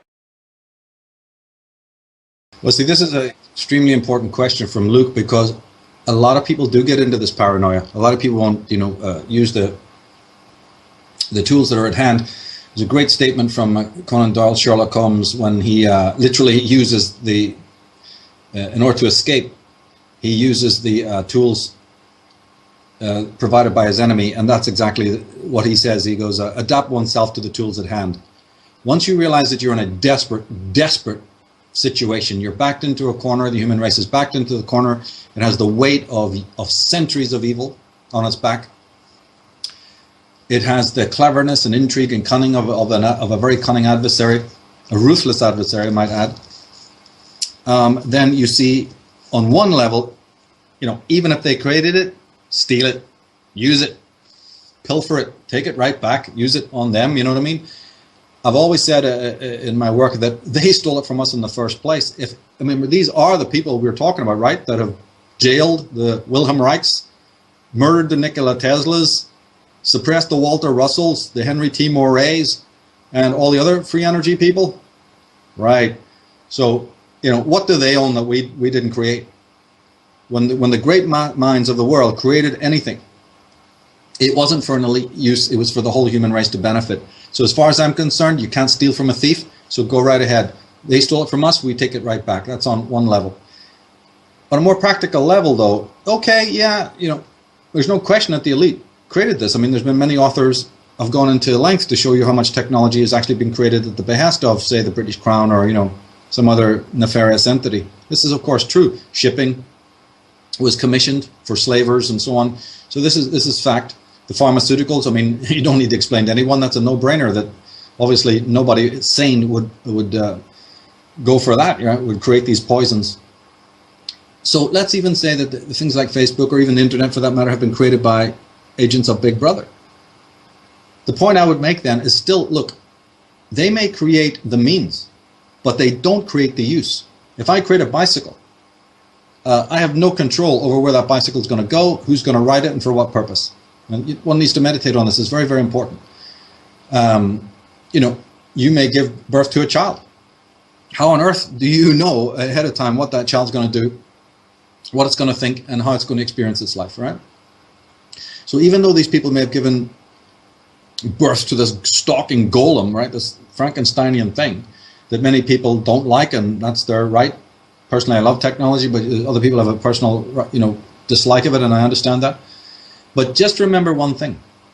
They may have created the machinery of something, but there it sits until it's put to use. And the most extraordinary paradox of life, some of the most incredible ironies are that you can actually, again, as the Sherlock Holmes metaphor worked, bring down the enemy using even weapons or tools, let's say, that it has handed you in a different context of when I say don't use the tools they're handing you.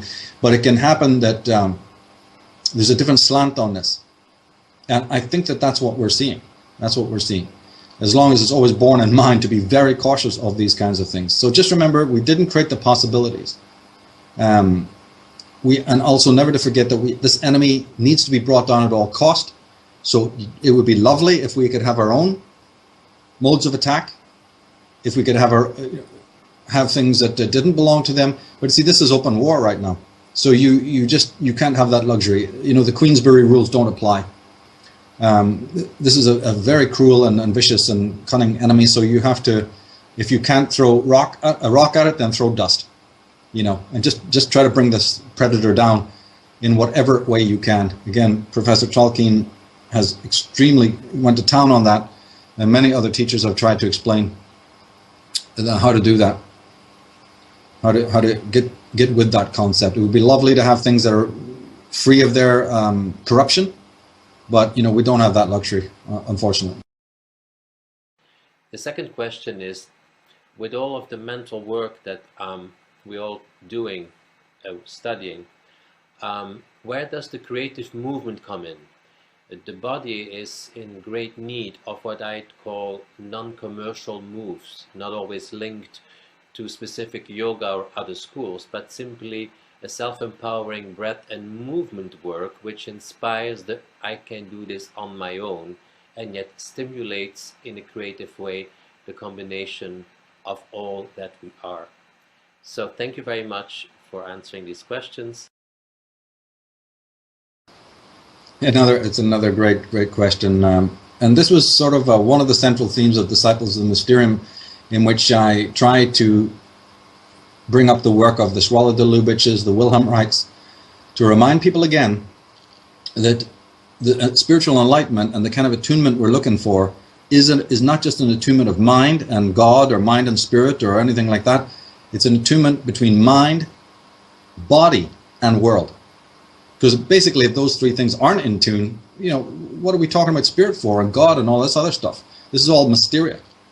So Swala de Lubitsch called it he was a great Egyptian scholar.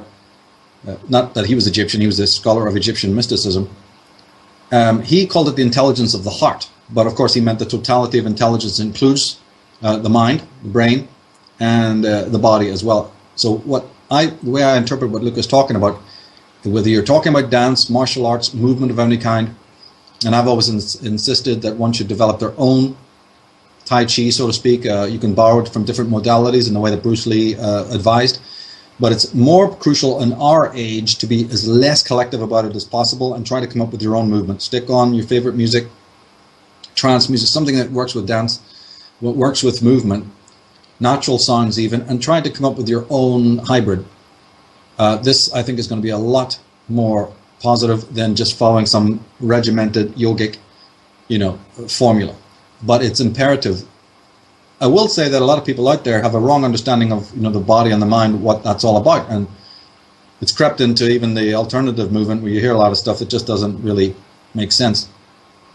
And that's why Disciples of Mysterium on one level was written, is to make sure that people had an alternative view. One thing is the old Thomas Zah's, right, teachings that don't conflate mind and brain. I'm a big, disciple of Zah's, and we've even spoken on the Facebook and on other presentations where that's a big danger. I don't want to go into that again, but the mere idea that the pharmaceuticals and the medical world is definitely slowly trying to make it so that when you talk about mind and you talk about brain, you're really talking about the same thing, and that's disaster on wheels. That is, if we ever fall for that, or if ever any lazy minds out there fall for that. On another level, they have a complete misconstruement of what brain is, even if you're just talking about brain as brain with its strange, peculiar organs, Manly Palmer Hall beautifully pointed out that the spleen is all the organs act like a sort of a radar antenna, and the spleen especially is very sensitive to light, which brings up whole questions of melatonin and control, because light is used as a weapon in our society. Light is used in schools from the moment you're born in hospital to the home. It can be not so good, and certainly at the office, and then even driving in the great cities where the lights are on. The police shining light in your face, light being used on television and commercials in a way that's absolutely unbelievable when you start studying it, and is the root, as I say in my symbol literacy articles. We have to get wise to this, because there is actually subliminal programming going on. It's far less invasive, it's far less effective if you actually know what's going on. It's like it becomes sort of a joke at that point. But for those who don't know what's happening in these billboards and in these commercials, you have a problem. So the spleen, responds very much to false lighting. Manly Palmer Hall pointed out that the pituitary gland is very sensitive to odor. And of course we have a problem with that at the place of work. Or if we've moved into another person's house, we bought a property, move in, and then suddenly everybody's coming down sick and we haven't the faintest idea why. Certain people react, they think it's just mere allergy when they react to somebody else's perfume or cologne or something like that. People are eating all sorts of foods which are repugnant to the smell. Then they're going, oh, it's really healthy, sticking it in their gub, It's like, oh, well, wait a minute. If this thing reeks to high heaven, and the nose, which is the oldest connection to the brain, is the olfactory nerves, right? It's the earliest part of man as the animal, and that's no low thing. And you recoil from the smell, but you're sticking it in your mouth. Okay, maybe we should think about that. But so, and the pineal gland has its function, and the hypothalamus and the adrenals.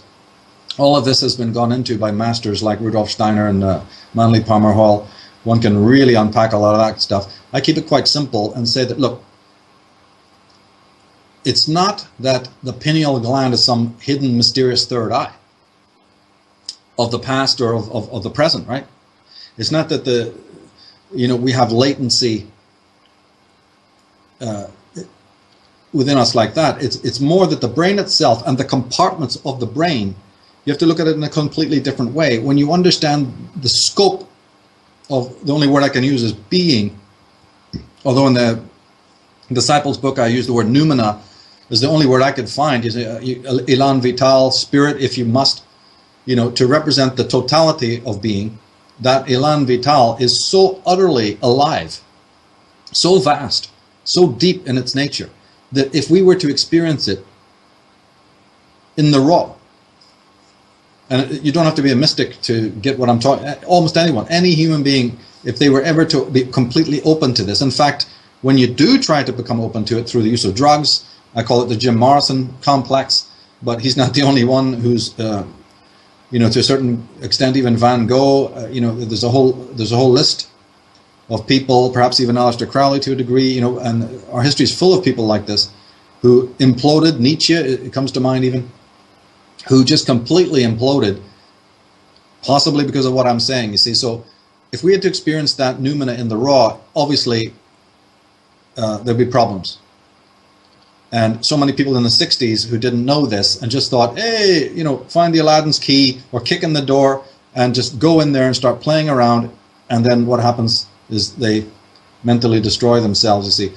So one has to understand that the brain then is a condenser or a capacitor. It's not that the pineal gland and all this is some sort of hidden, mysterious third eye. These are merely valves.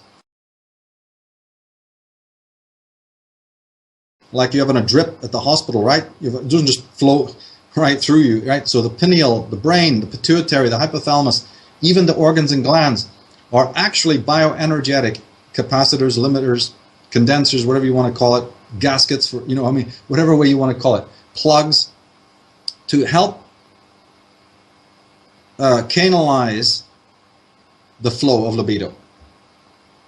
In people who are very toxic in the body, it's getting back to Luke's question.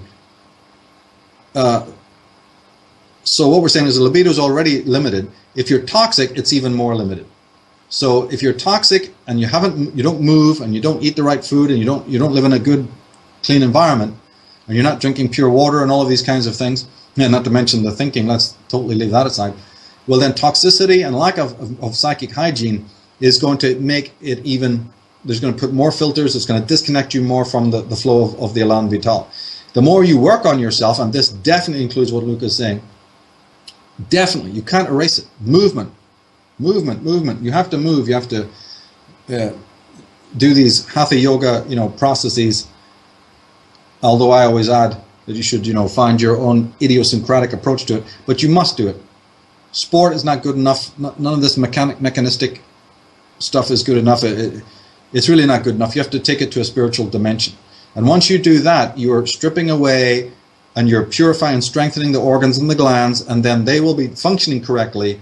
And as long as you don't destroy your mind by these stupid, trips to the Amazon jungle and whatever other little drug cult things people are now unfortunately going to do. Although, again, I have to always say, what do you want to do? Go do it. I'm an individualist. But one has to make sure it doesn't become trendy and fashionable, and very, very toxic people are inclined to do it. That won't work at all. But if you're not toxic and you are hygienic, then by all means try it, and then your portal will open. The elan vital, will communicate with you even more. So attention to the body, and that remembering that the attunement is mind, body, and world. That trinity. Once you're working on that, a lot of other things will take care of themselves. We have another question or comment from Candide, who's asking, the mysteries of melatonin, what are they? Mysteries of melatonin connect with what we were saying earlier about the glands, the pineal gland, the pituitary, all of these things. It's not so much that they're third eyes or some. If we could go back 15,000 years or 10,000 years, ancestors were using these things more. That's the common way of looking at it, right? That there were higher senses of some kind. I don't think it works ultimately to think of it that way. As this personal take on it, I think it's that these are limiters, and they work today as limiters, and the higher energy moves through, then becomes the glands and organs that then secrete the hormones. So the hormones then also are limiters. The hormones also work to calibrate. So we went into it before, let's just refer the questioner to that. But it's a new way of looking at the body, and its capacity is as a gate. These are all gates to filter, so that we can function in different environments. For instance, if you move from a city and start hanging out in Puerto Vallarta or somewhere where there's a beautiful beach and Baja, your whole diet will change in a week. Your sleep patterns are going to change. You're going to want to get up and run. You're going to get up and want to swim. If you spend time in the Himalayas, if you leave a city and you go somewhere like that, or to a jungle environment, within 1 week, the texture of your skin, the bottom of your feet, everything changes. Your acuity of vision. Did you mentalize that? No. Right? Your body adjusted. There you are. That's it. The somatic intelligence.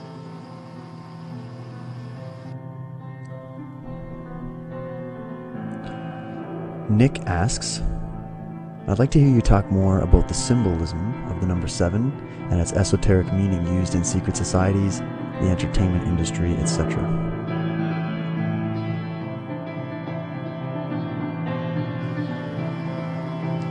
Well, the number 7, as used in corporations and so on, in religion, anywhere that is used,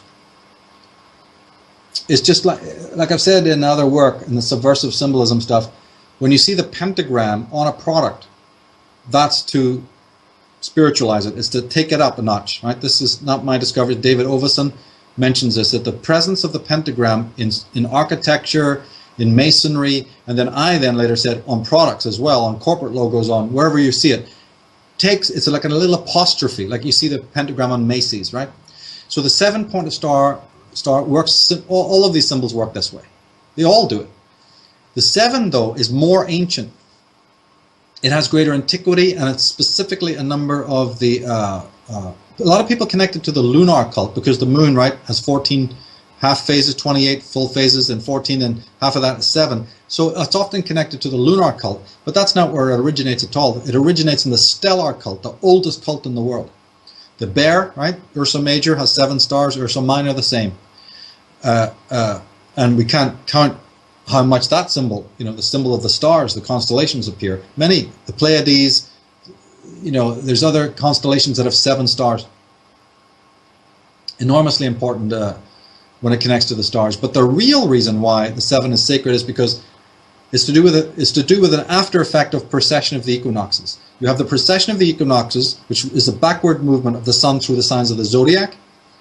That appears to you as the clockwise motion of the sun through the signs during a year, but it's actually, when you pull back out, it's a reverse movement that takes longer, right? But don't forget that you not only have the motion of the earth around the sun, and you not only have the movement of the orbit of the earth, that's 2 circles, right? The orbit of the earth itself, and it's going around the sun, is 2 interlocking circles, which you'll often see on car logos like Toyota and many other places, 2 interlocking circles. But then there's a third circle, which is the wobble of the earth, right? And if you project the pole axis up into the night sky, just theoretically, hypothetically, make a candlestick of that, and inscribe on the night sky, on what's called the celestial sphere, that orbit, which is exactly what the ancients did. It's a form of the precession of the equinoxes. It's caused by the precession of the equinoxes, and it's caused by the wobble of the earth. And the wobble of the earth circle, right, the axial circle, has what's known as 7 stations. That means that in every 3,700 years, it's at a different nodal point. And sometimes there's a star there, and sometimes there isn't. When there's a star there, that's called the pole star. That's how you get a pole star, right? So Alpha Draconis, Vega, these are the pole stars. But the circle itself is infinitely more important than the precession of the equinoxes, because it is that circle, and I have chapters on this in the Tree of Life book where I really went into detail talking about this. The number 7 and this circle is the circumpolar circle. And that precinct was actually known as a Garden of Eden. That's the original stellar Garden of Eden. As I said, all the symbols of all religion and politics and corporations go back to astrotheology. So that is the realm of the Khus, the Khus, the everlasting souls, meaning the stars that never rise nor set. No matter where you are on the planet Earth, mostly those stars stay in the heavens. And they were considered the holy ones, the everlasting ones. That's where angels come from, the idea of that. And the precinct that they're in is guarded by a serpent, Draco. And that serpent is the guardian serpent of the apples. That's the stars in there. And you have major constellations in there. You've got Ta'urt, from which we get the word tarot, gone on into this years ago in the Taroscopes tour and other stuff. And the sacred goddess. And then before they had Draco, they had the crocodile. Draco was symbolized by a serpent, but in Egypt it was a crocodile that sort of overlooks the hippo goddess, protecting her, right? The hippo goddess of the rivers of the Nile. Then the crocodile is a protector. Later they dumped the crocodile and just made it a serpent. But this is very interesting that they did, because the Druids did exactly the same thing. And the 7 stations of the pole have, as I say, I've got a whole chapter of this, chapter 19 in the astrotheology book goes into the number 7. So Nick can refer to that. And my God, the 7 jackals, the 7 crowns, the 7 maidens, the 7 sleepers, the 7 heroes, I don't know what, the 7 dwarves, I don't know. This is where this all comes from. Because those were the 7 keys. The 7 scrolls, right? Jack be nimble, Jack be quick, Jack jump over the candlestick, right? Who's Jack? It's the sun. Jack is an ancient word meaning the sun. Jacob, right? And so many other nursery rhymes pertain to this movement. It's phenomenal when you get into it.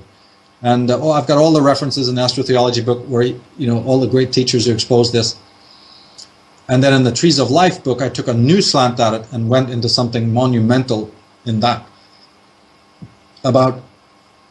Because remember, that book was to extrapolate the core symbols that these Illuminati use, the ones that are most beloved to them. We know a lot about symbols, and it's like I said, 12 signs in the zodiac. No, there's 88 signs of the zodiac. Yeah, we only use 12. Guess who uses the rest? The whale, the unicorn, right? The eagle, Aquila, right? Ophiuchus, the serpent bearer. Yep, there's a lot more up there. The red lion, Orion, Vega, Cygnus. Wow. They use all of this. We're looking at it in the movies. Here's a white horse. What's this? TriStar. Yeah, nice logo. Yeah, horse with wings. Don't know anything about what it's about. Paramount. A woman holding a big, Columbia. A woman with a big light. Sun and Virgo. Opening of the Egyptian year, perhaps. Whatever. Right? MGM. What does that symbolize? Etc. Etc. It's all around. And they're using more than the 12 signs of the zodiac. Well, the real inner core, the real heavy-duty priests, they look up to the seven. That's their precinct of the everlasting Kus. Then a strange anecdote, Khus, Khus, in Egyptian, became the Latin, by the time these other corruptors got it, became chaos. So the word chaos actually meant light, everlasting light. It just shows you the level of boulderization that's been taking place. Don't even get me started on that. Because you can't, that's the whole point, you can't study these symbols but without coming across a hidden hand. That's what happened to poor Michael in the 80s. He's just studying megaliths because he's probably got nothing better to do. He has no clue. The right hook he's going to get 5 minutes from now. What do you think you're doing? You're asking questions? You're busying yourself studying ancient ways, mate? Are you stupid? Watch out. Here comes that big left hook. Because you can't account for all of the machinations and why is it twisted? Why is it turned around? Why is it inside out and upside down? Even this head, this zero intelligent person, right? No qualifications, no schooling. I mean, bad candidate, right? Even if it's sunk into his head or something up. That's right, the hidden hand of conspiracy. You trip right over it. You trip right over it. And there's many threads to that. But this is the big one. And then you start discovering when you try to unpack these great symbols, then you cannot but know that there's a black lodge at work who've sequestered this knowledge, who've sequestered the power of the knowledge, misuse it, and keep it from you. So yeah, you're going to see it on a Nestle bar of chocolate or on a corporate area. All of these symbols, of which I've exposed so much in various works, you see. And you can see it in the iconography of religion. You can see it in the civic squares. There is hardly a place where you can look that doesn't have that symbolism in it. And it does ultimately come from the stars, actually. And the number 7 is the royal gateway. Once you've really unpacked that number, especially from an astrotheological point of view, you come to some extraordinary discoveries. So it's not so much to do with the 7 planets and the fact that the moon quarter is 7. That's part of it. It's part of it, but it's so much more deep than that. The original goddess and her 7 children, the first pantheon, the first archetypes, the everlasting garden of paradise, the garden of Eden, the garden of Hesperides. Absolutely incredible. And this will then help people discover why the Statue of Liberty, right, has the 7, right, and all the rest of it. It all starts opening up after that.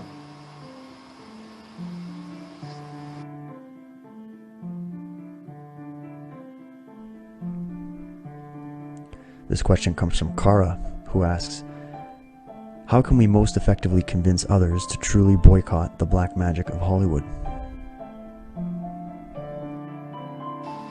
Well, that's systematic, where you do what I have done and others are doing, which is learn about it, study it, and then with all the passion that you have, try to expose it to people. Don't ram it down their throats. I personally don't talk to anyone about it, any of my work, when I meet them casually. If they ask or found out because somebody else blabbed it out, then I'll say, yeah, here's a website or something, you know. Go over there, I've done this, I've done that. But if you're more inclined to, you know, interact, that's fine. But have at your fingertips then the references. I've always said, be articulate and have the facts. You know, whether you get those from my book or somebody else, that's perfect. I've tried to create so many websites. There's about 16 websites and all. Loads of free appendices. I mean, there's nobody out there that has more free stuff that's deep and real and meaningful than me. And there's also no one out there who credits their sources more than me. I must say that. There's lots of people in this movement, lots of people out there talking up a storm, and yet you will take hours and hours of their interviews and hours of their presentations, and I will challenge you to find me a reference at all to anyone in their work. And I hope that tells people a lot about the vanity and the ego of people who get into this movement and other movements that are, you know, cousin to this for egoistic purposes. There's the hallmark of that is the lack of credit. I'm not going to mention any names, and you know, that might change down the line, but I can tell you right now that this is a huge one to get into, and don't fall prey to it. If you get into these subjects lovingly and realize that you are standing on the shoulders of giants, for God's sake, make sure that you reference it. It's needed in classical education, where you must source. You must show sources of everything you've got, you know. And I hate to be a goodwill hunting about it, but I have a devil of a time where somebody is talking and I'm just like, every sentence I go, you got it from there and you got it from here, and I'll tell you chapter and verse, I can tell you where they got their stuff from. It's actually painful. Not that anybody should worry about that. That's a personal thing. I find it painful. I find that painful. It's not that I want personal credit. I do not want personal credit from anyone. But the people who originated this, you know, anyone who thinks I need personal credit from anyone on the web doesn't know me. But what I do want is the people who are in this movement to show the love of the knowledge. Then they're in my good book as far as I'm concerned. You know, and the love of the knowledge means that you're honoring the sources from which it came, because you realize that you're standing on the shoulders of giants. So, and by the way, if you don't do that, I don't think that you're going to get through to people. I think there's going to be something that's just going to put people off. And you might run up against that, because in all of these areas of work, you're going to have to show, you know, resources. You're going to have to show, okay, I know you're not believing me, but hey, let me send you a couple of vids tonight. You know, I'll send you by email or something, right? Or hey, we're into this Einstein conspiracy, or, you know, how Hegel has been misappropriated, or the Federal Reserve, you know, or the dollar bill, or something like that. We know that we have resources to send it to them. That's important, because they might hear you reference somebody who's very prestigious in that field. It helps to convince that person. So always have your sources and try to be articulate about sharing this information so that you don't come across looking like a lunatic fringe person. And above all, in your personal life, honor those who brought you the knowledge. Honor those.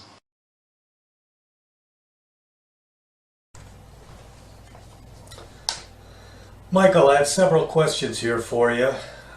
Starting with number one, who controls the world economy at the highest level? In several articles recently by Benjamin Fulford and David Wilcock, they explain above the well-talked-about banksters, meaning Rothschilds, Rockefellers, Warburgs, etc., there exists a money creation committee which is now run by 13 individuals, down from 300 plus members in the past. These members include Queen Elizabeth, the Dalai Lama, the Sultan of Brunei, Baron Fritz Tyson, Jesuit Secretary General Adolfo Nicholas, David Rockefeller, George Bush Sr., and still other unidentified individuals, including some Chinese members. The Dalai Lama has been buying a lot of real estate in Portugal recently, they claim. A possible indication this high-level demon pretending to be a holy man expects he will no longer be welcome in Asia, MI5 sources speculate. So how do you see the accusation about the Dalai Lama?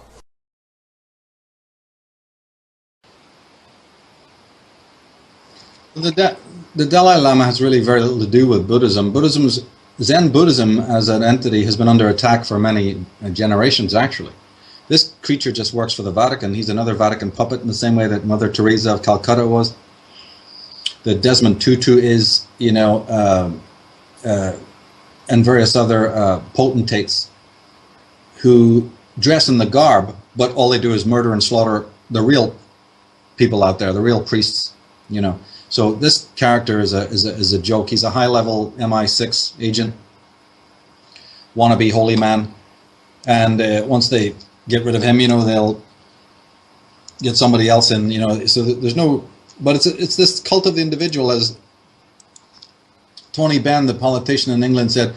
Americans aren't interested in politics; they're only interested in politicians. In other words, he's talking about the cult of personality, and that extends, doesn't it? Not just to politicians, but to these religious leaders as well, who are incredibly well funded. The story, you see, of the Eastern Illuminati is very important to realize. When we have a trilateral commission being called out for a reason, it implies that you control the three hemispheres of the world.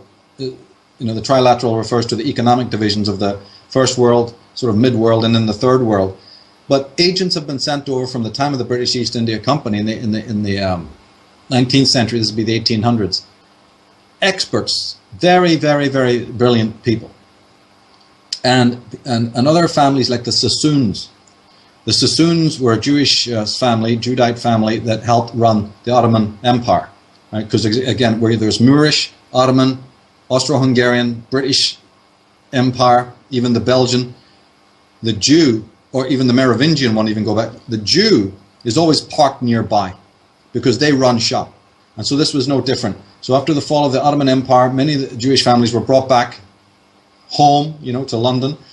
But some were dispatched to say, look, we've got another problem. Get over there to Hong Kong and you know, with the British East India Company and be involved in the control of those countries. So this includes India. That's why the appalling state that India is in today can be traced back to the malignant empires, the malignant imperialism of the Britain. And just like the Nazi lie, right, that has been used to demonize Germany, so in the same way we have an imperial lie that because we've had so many malignant versions of imperialism, you can't say that word either. And nobody even considers, there's not a single person today has ever considered the idea that there's a thing called positive imperialism or positive monarchy, because the brainwashing has served its purpose, you see.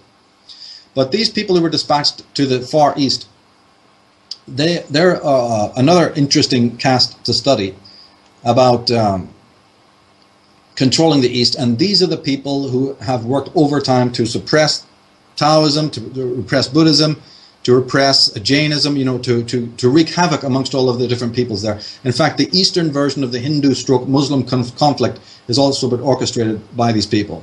So in one breath, if you were a little commie from one of these universities in India, I don't think there's anybody but communists in graduating from the universities of India. And if you're coming from their little microscopic worldview, they go, well, it's colonialization caused all this, capitalism. We could shoot holes in that all night because they ain't got nothing to do with capitalism as they understand it. But to that extent, they're right. Right? They can just only see that the British was in our country, they're responsible, and nothing since they've left till today we need to look at. Right? So it's just chuck mud at the outside. They never want to tell you about the atrocities of the East that happened before any British man ever got there. They never want to talk about the atrocities since the British have left, which are just unfathomable. Right? I mean, you don't know the meaning of the word corruption, racism, caste system, or you know, we don't even know what the word injustice means until you go see it Indian style. In fact, we don't even know what materialism and sensationalism mean until you go to see it over there.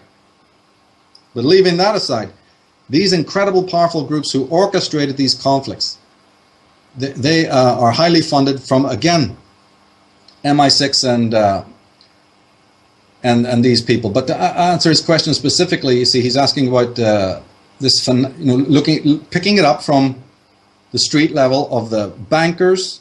But you see, the man who has told that story, there's several people I'll refer Mark to, and if he closely looks at the Facebook for the last week, he'll see that I've already been posting because I like this question a lot, and I've been posting accordingly.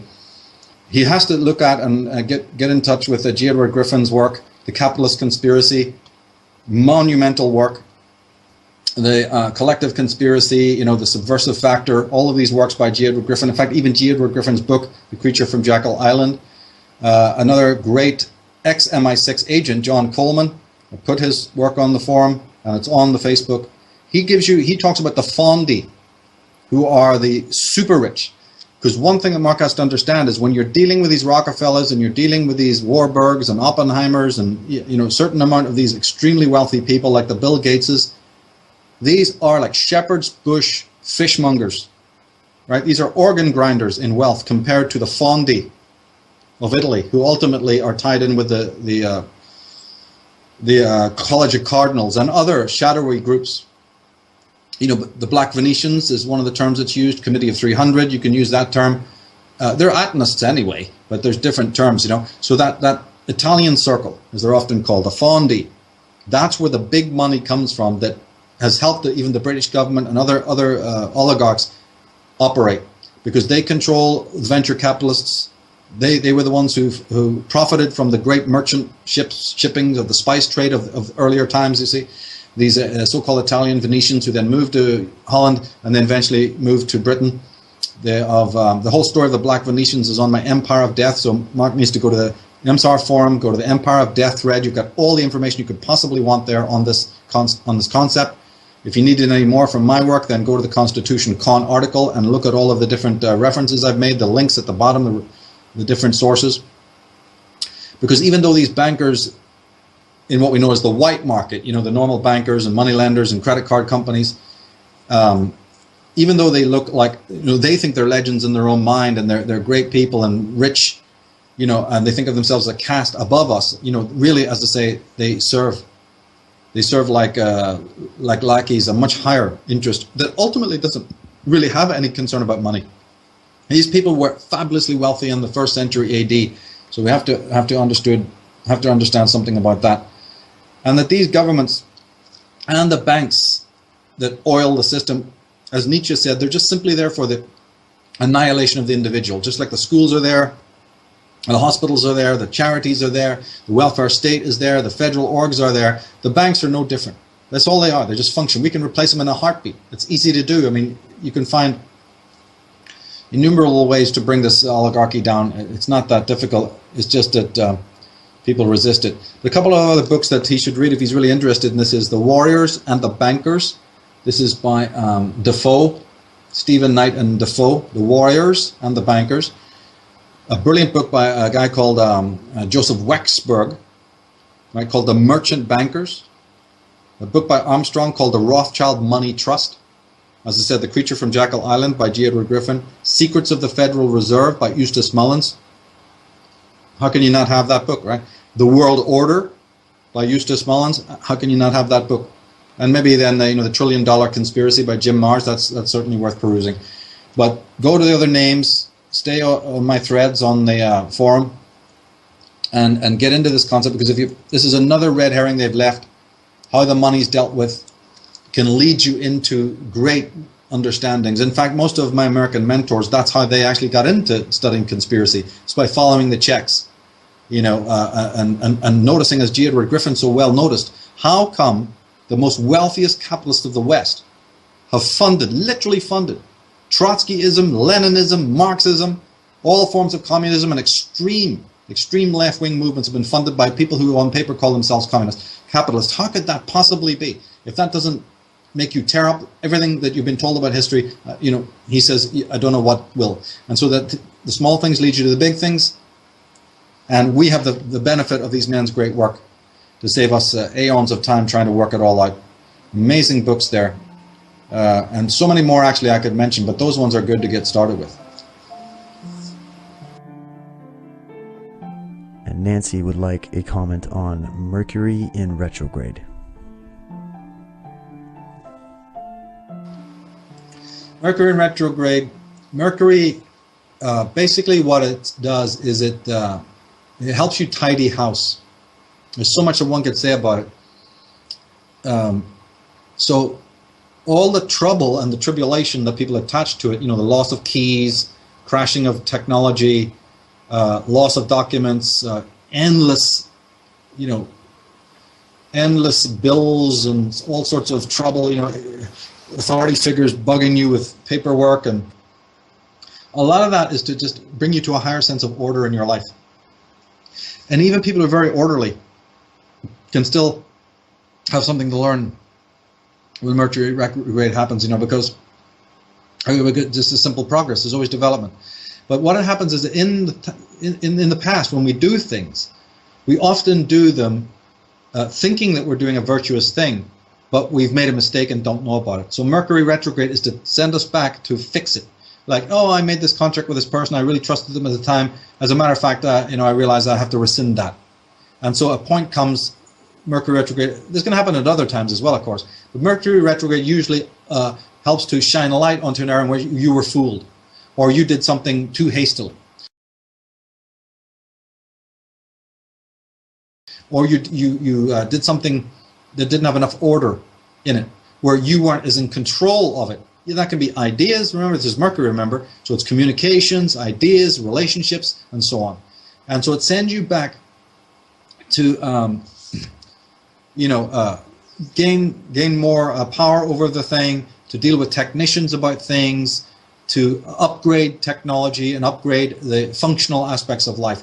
Because we do not memorize all of these glitches, all of these things, and some of them are from years back.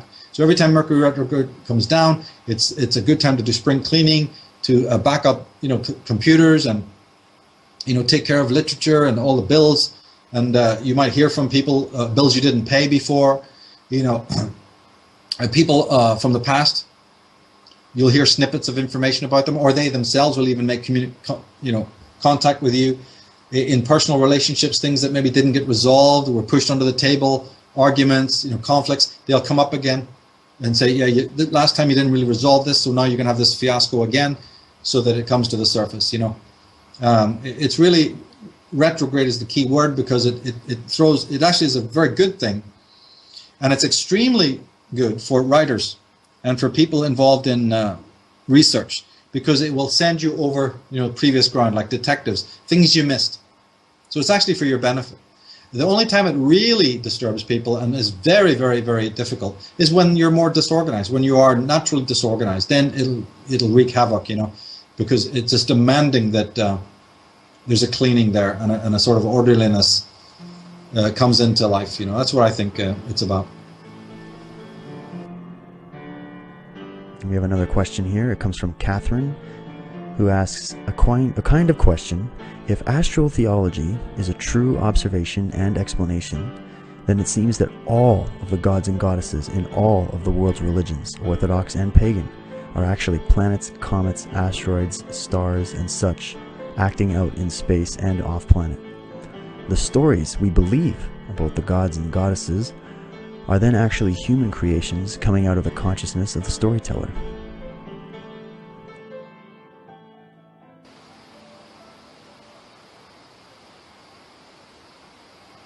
Yeah, she's basically answered her own question there, because yes, it's all the stars, yes, it's the zodiac, as we said, yes, it's the circumpolar zodiac, but you have to have a human mind there to be even looking at any of this stuff, measuring the movement of the stars, calibrating the orbs of the luminaries.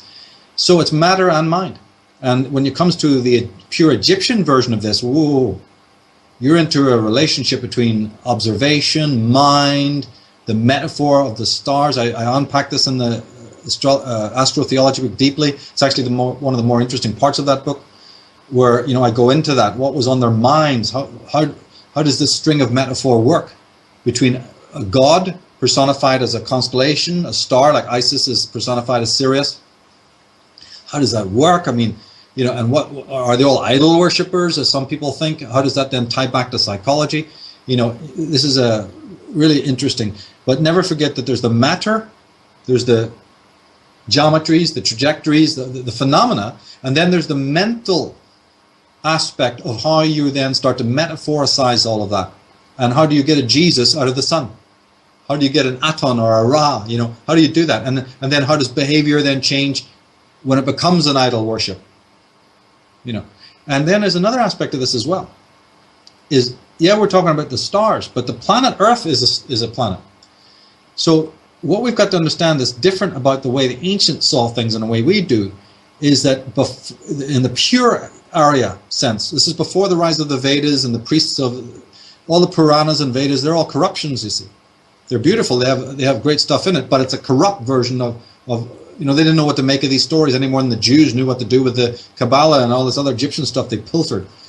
Well, the same thing with the Vedas, and as Albert Pike and other great scholars of the pre-Vedic period brought out, in ancient times, when you looked at the sun, or when you looked at the sea or a river or tree, say you picked out the birch tree or the elm tree or the rowan tree or the famous oak of the Druids, or when you looked at the deer, right? Remember the white horses, the unicorn idea? But when you looked at the deer and the royal lion or the horse, which was object of worship, you did not worship anything behind it.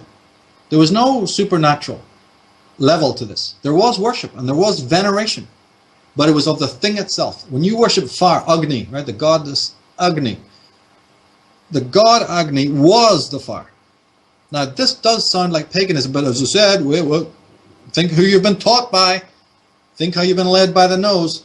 You've got to scratch that to grasp this. It's not physicalism. We're not going down the same road as materialist atheists at all here. No. Although when you make the first steps in this logic, you obviously think, well, that's denying there's any spiritual reality. No, it's just that your idea of spiritual reality is bogus. You've been listening to Tweedledum or Tweedledee. Both these fools don't know what's going on. The worship of the horse, its speed, its beauty, its the hawk, right? Horus, that hawk thing, that eagle thing, the tree. The thing is a thing. It is there. It shares the world with you. It's rooted in the soil like you are. You are worshiping it. You're communing with it. There's no mysteria behind it. All right. This came later with the priesthood, and this is part of astrotheology. The ancient man worshipped what he saw.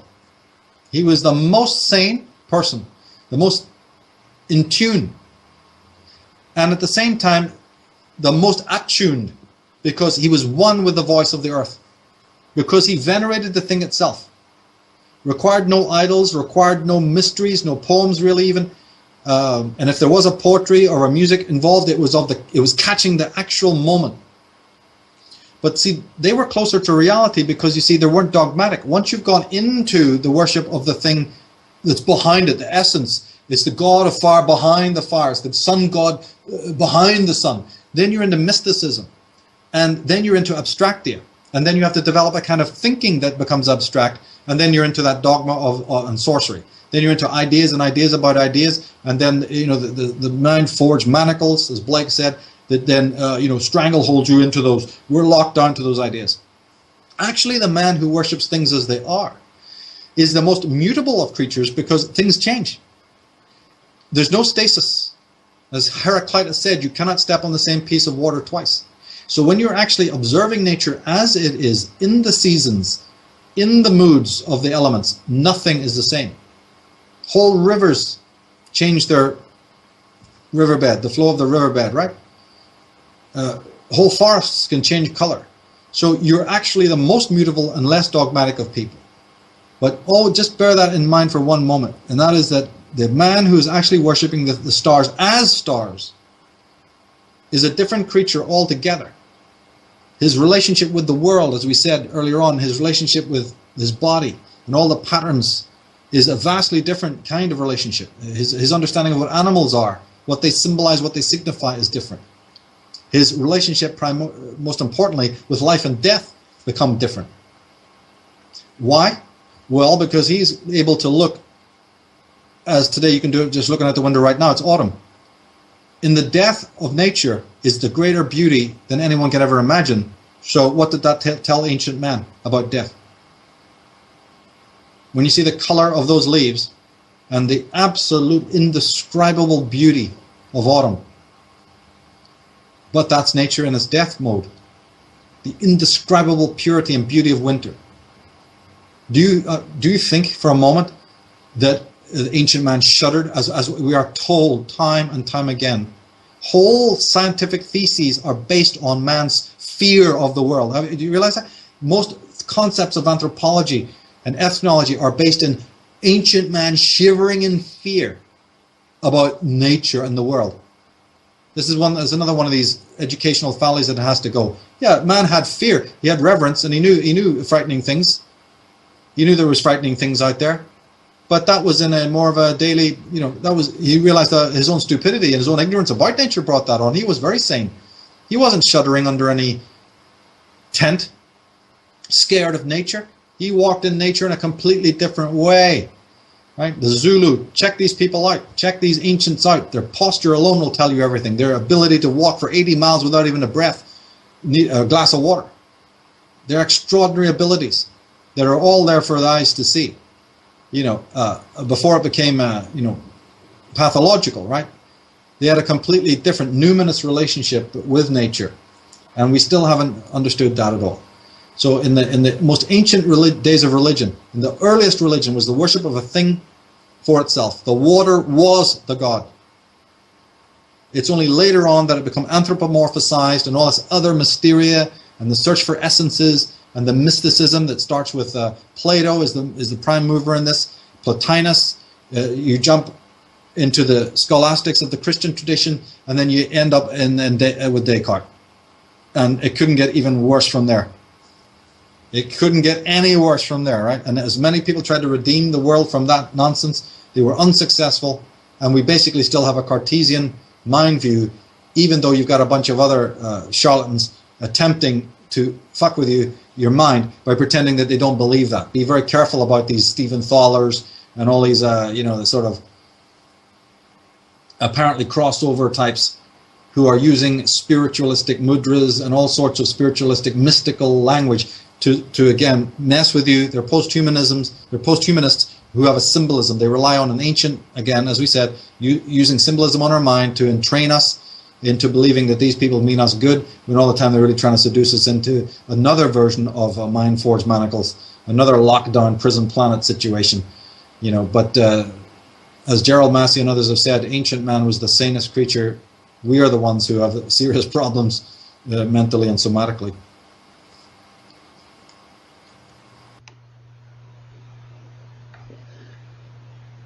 Suddenly another voice spoke, low and melodious, its very sound an enchantment. Those who listened unwarily to that voice could seldom report the words that they heard, and if they did, they wondered, for little power remained in them. Mostly, they remembered only that it was a delight to hear the voice speaking. All that it said seemed wise and reasonable, and desire awoke in them by swift agreement to seem wise themselves. When others spoke, they seemed harsh and uncouth by contrast, and if they gainsaid the voice, anger was kindled in the hearts of those under the spell. For some, the spell lasted only while the voice spoke to them, and when it spoke to another, they smiled, as men do who see through a juggler's trick while others gape at it. For many, the sound of the voice alone was enough to hold them enthralled. But for those whom it conquered, the spell endured when they were far away, and ever they heard that soft voice whispering and urging them. But none were unmoved. None rejected its pleas and its commands, without an effort of mind and will.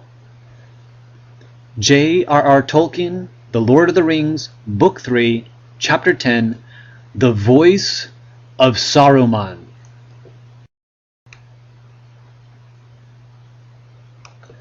Dogma and sorcery. Dogma.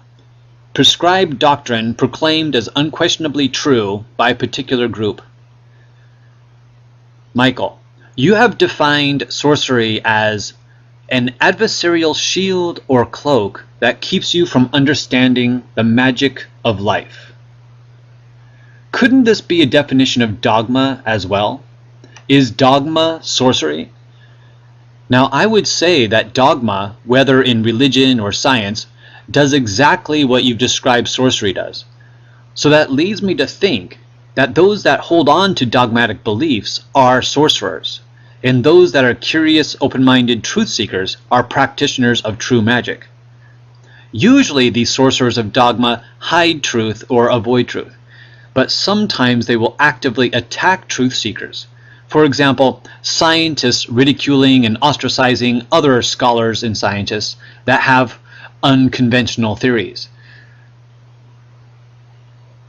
Don't be trapped by dogma, which is living with the results of other people's thinking. Don't let the noise of others' opinions drown out your inner voice. Steve Jobs, commencement address at Stanford University. One could also say, don't be trapped by sorcery, no?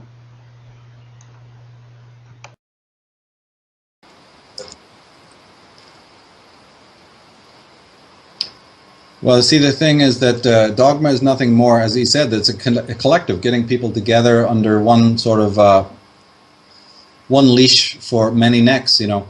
It's ideas of reality, it's mysteria. There's reality, and then there's the ideas we have about it. And once you become fanatical about those ideas, it turns into sorcery. So dogma is, you know, is the child of sorcery, really. They can fuse together. Magic is when you have ideas of reality, by all means, but they're constantly flowing, they're constantly changing. You've no interest in converting anyone to your, you know, necessarily dogmatic way, you know, dogmatically converting others, and you certainly don't want that imposed on yourself, because you trust in yourself and you're defensive about your own intelligence, and you say, I'll listen to what you're saying, I'll take it, you know, but I'm not going to just immediately accept it. So dogma is almost the antithesis, and that's why you have it in these religions. So much dogmatism, so much blind obedience. If the forefathers rang the bell, you know, and rolled the beads, you do it, and your merit is in doing it without any personal identity or any uniqueness at all. That's what goes down on this planet as faith in God. You think we'd have woken up by now, but no. But see, the other thing is that sorcery, as I've said before, is it's being in love, deeply in love with the power that knowledge brings, not the knowledge itself. This is the way to look at it. Magic is being in love with the actual knowledge for itself. It doesn't sound like a lot when you say it, but it is. And we have, that's one of those discernment things we need to plug in to start looking for, and hoping our children can grasp this as well. To defeat evil is discernment. One of the discerning things we need, one of the things we need to be able to discern is the difference in somebody who's after the power. You know, these are magpies, vultures, you get them all over the internet, you get them in this movement, you know, who are just parroting other people's work and constantly trying to make it look like it's theirs, and then they don't reference it or whatever, and they're hungry for that fame, they're hungry for that notoriety, they want to impress their girlfriends, you know. They're not deeply in love with the knowledge for itself, and you have to, you know, a person like me can point out that these people exist, but I can't create the discernment in you for you to discover, you know, for the average person to go and see it for themselves, because you could look at what I'm looking and not see it. So one has to develop that discernment. So again, in short, sorcery is very dogmatic in its own way, because it's a rigidity, it's a conformist, it's an idea to control people. It's not any love of knowledge for itself, it's the power that getting knowledge gives you, and that's what we've got at the top of the power pyramid here. As I said, their hierarchies are negative hierarchies, because they not only filter in evil men, but they filter out bad men. And it's been happening from the school level up through your Rotary clubs and your endless Masonic lodges, starting quite low, but they have them in charities, they have them in almost every area of work. And they certainly have them in schools. These fraternities might look benign to you from the outset, but they're screening you, they're watching you to see how you'll operate, you see. And later on they'll move in for the kill. So the sorcerer is always interested in control and impressing other people. The magician is not interested in that at all. In fact, he loathes that idea. But I would say, though, that, see, you don't recoil from these evil modes. Don't recoil. Study it. You can't go anywhere. I'm saying this with David, you know, in the interview we did on psychic vampirism. The greatest evil is done on the good. The greatest evil is done on the virtuous. And the only way to first, you know, turn the ship around is to discover what evil is and how it operates and works. And this is something that I think is very important for the future. You know.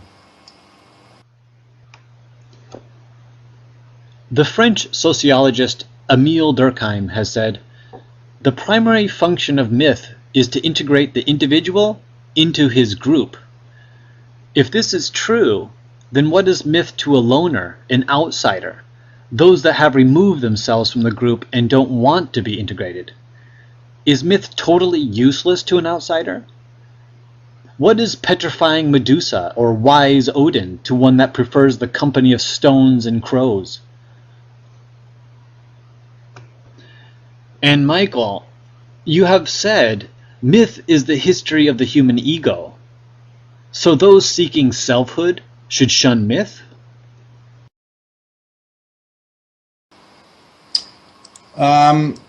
See, yes, but that's the whole nexus of that brilliant question is this. Even when you think, and I think Joseph Campbell brought this out, in fact, I'm sure he did, and that is when you think that you're dissing myth or nixing it or say, oh, because remember, it does have some very, there can be dangers. So you go, yep, I'm off. I'm not going to be involved in any of that. It is collectivized. It's what everybody else is doing. It's what this world has been doing, and it looks pretty awful what they have been doing. So I'm out of here. I'm not interested in their wars and rapes and caste systems and obscenities, you see. But the problem is, as Joseph Campbell brought out, but you can't. Your very breathing, your very existence on this planet has not only in the Hegelian way made you subject to history, of which you can do nothing. You are a creature of your history, and by God, no matter what you do to try and unembed yourself, right, from the flow of history. And that means, how could you unplug from yourself the conditioning of your parents, or they unplug their conditioning of their parents? Everything that was historical about your grandparents, that was encoded into the parents, then encoded into you, working on the farms, working in the factories, experiencing the war, having this dynamic not only just on a completely personal street level, but in the broader context. So you can't lift yourself out of your history. You are absolutely a creature of it. You know, the mustache of the teacher in your primary school, his odor, the scent, his briefcase. Right? And from there down or up, whichever way you want to go, all of that, the scent of the linoleum in your first school, the scent of your first blanket in the cot. I mean, the cloth that was made out of, right? If you start examining it from this incredible Hegelian point of view, you find out how absolutely interwoven you are with your history. History leads to myth. They really are two words for the same thing, except that obviously if you really unpack it, like Jung and others have done, myth is the more sort of broader, unthought about movement that maybe only a Hegel is thinking about, like what the hell is going on here, you know? A myth is the unfolding of the story of humankind, not individuals, but archetypes, right? History can be an individual, King such and such, you know, Charles Dickens, William Shakespeare, the individuals, but myth then is the story of archetypal activity. Maybe that's embodied by a certain stereotypical entity, but even if it wasn't, you know, it has a broader context. Myth helps you to reveal the patterns in history, in the human context that you wouldn't probably notice by just, you know, going to the store, going to school, going to Sunday school. You know, we'd be blind because we're focused on the stereotypical activities and trying to work out what are these guys' parents or something, and then, you know, the school teachers. We have so much to negotiate, you know, with our domestic lives that we're hardly thinking about this awesome wind of myth that's everybody's part of, right? It's like a big giant centipede that goes on forever. So how do you reveal those archetypes? Well, myth does that. Now, how an individual stereotypical person will voice this mythology is incredible. And there's no stepping out of that. If you could step out of that, because even when you think you're not doing it, you're doing it. What do you think is so gripping about Pink Floyd? What do you think is gripping about half the poets, you know, and the filmmakers, and the great storytellers? So even if you think you're not part of it, you are part of it. It's indelible there. Something else voices this, gives language to it on a most subtle level. And so that is the part that stops us when we look at a masterpiece, that stops us when we hear a piece of music. It's coming from that mythic dimension that you can, on your stereotypical level, go, oh, bugger it, you know, I'm not interested. But it's all around us. And it's one of the tools, if we step into the conspiratorial mode here for a moment, as I said, it's one of the tools that Big Brother knows about. So on the logos of the beer bottles, on the billboards, in the taverns and inns, you know, and all the sexual mother archetypal stuff they constantly bombarding us with, they're just superb at this, you know, and fusing. We put it on the forum, don't we? We put it on the Facebook, all these images, these great, incredible commercials and what have you. So because what they do is they know that if they take away the myth, I've said this dozens of times before as well, that if they too much alienate you from your unconscious, you're useless, right? You'll go to pieces. You become fragmented and neurotic. So they have to, through the media oracles, give you those fantastic mythic motifs. They even hire the Spielberg types, and George Lucas types, to, you know, amp it up a bit every so often, give you a bit deeper stuff. You know, that movie The Fountain worked on that level very well. Everyone was very satisfied, had some nice popcorn and watched a great movie and feel much better for it. You know, even The Matrix on that level may be there. So you can't step out of this thing at all. They also know that there are people who want to remain cut off like that. They're frightened. So the myth, a certain amount of myth then provides the kind of handrails. I don't need to really know what's going on, but, you know, I just follow along as everybody else does, sure. If that's the way everybody else does it, I'll do it that way, right? That's the handrails. And then the person doesn't have to think about it, you know. If you get sick, you just take this pill. If you get even sicker, you just take this injection, you know. If everybody's eating that, I'll eat that too. That's it. That's the one role of the mythic in a more of a negative way. But I think that the way out of the problem, if you do want to step outside it, is to study it. You've got to be a Joseph Campbell. You've got to be a Carl Jung. You've got to be a Marcia Eliade. You know, you've got to study this whole movement that's happening outside the periphery. I've said so many times before that the forces that control us work on the periphery. So we have to know it but try to.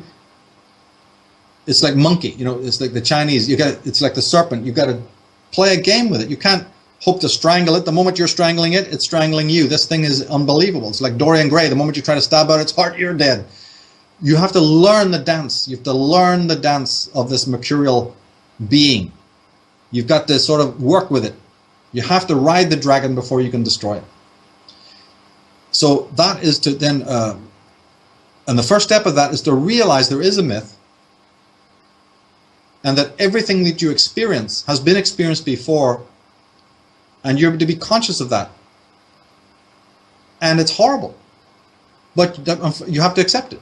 Vast majority of what you do, I've said this in other places, but imagine, for instance, that your dad or your mom, it's coming up to Christmas, this is actually going to happen, and suddenly you wake up, come downstairs, and they got this Yamaha keyboard or this Martin guitar, or no, even better still, you know, a Flying V, a Gibson Flying V or something like that. And you're just like, whoa, great, got a musical instrument. Little do your sorry, sad parents know, but they have just brought into your room, brought into your life, not just a guitar or an instrument, but the whole history of music. You might as well have just brought, you know, Johann Sebastian Bach, George Friedrich Handel, Antonio Vivaldi, you know, Eddie Van Halen. You've brought all of these people, the whole history, all the composers. The whole history of music has now presented itself through you trying to learn that simple instrument, whether you like it or not. This is the mythic element, you see. You're just there because, I just want to impress the girlfriend. I want something to do on a rainy Sunday afternoon, or want to get my chops done and play a couple of AC/DC tracks, or even Rush or whatever. That's what you're thinking about, right? How do I look in the mirror? Brilliant, this is. But what has actually happened is something vastly more mythical. And this is to point out the negatives and the positives. The vast majority of that journey is realizing everybody's better than you, right? There was a fella called Segovia. There was a fella called John Williams. There is a Julian Bream. There is a, Joe Satriani. There is a Paul Gilbert. There is an Eddie Van Halen. Shit. There is a Steve Vai. Shit. So half the experience is horrific, because you get to learn what they're doing, and it's repetitive. We know that all bands start even trying to play covers and stuff. It's very boring. So this is the kind of thing. Yeah, it's good, but it's it's so marred with difficulty and complication. And yet the magic of it is that even with all that backstory and all that backlog, and all the ages and ages of people playing that instrument, and the whole backstory of music that you have to, gain some sort of understanding of in order to be good, there's still that 10% left for your pure innovation. And almost everyone you admire is admirable because they have innovated in the sound, in the style, in adding a string to the guitar or tuning it down, or doing something else, you see. So the miracle of life is this twofold, that out of the soil and the mud of the collective, never for a moment get pessimistic to think that there's not an individual flowering that can take place. All of the teachers, and there's many I could mention, and some of the very great philosophers, and this includes Nietzsche to a point, who kind of didn't believe that, or who had difficulty understanding that the individual could ever matriculate and be free, that there isn't really anything truly individual, they went mad. Or in the end, they couldn't really hand the world a solution. So the way out of it is to realize you are deeply embedded in the collective. You're deeply unconscious. You're deeply on automatic. You definitely use the handrails. But just like a person who is recovering from 2 busted legs, and it's crutches and therapy and what have you, slowly you have to mend. And you start to find the secret.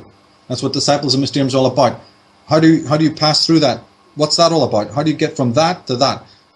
Is there such a thing as true individuality? And if there is, how do I get to it? And would I want to?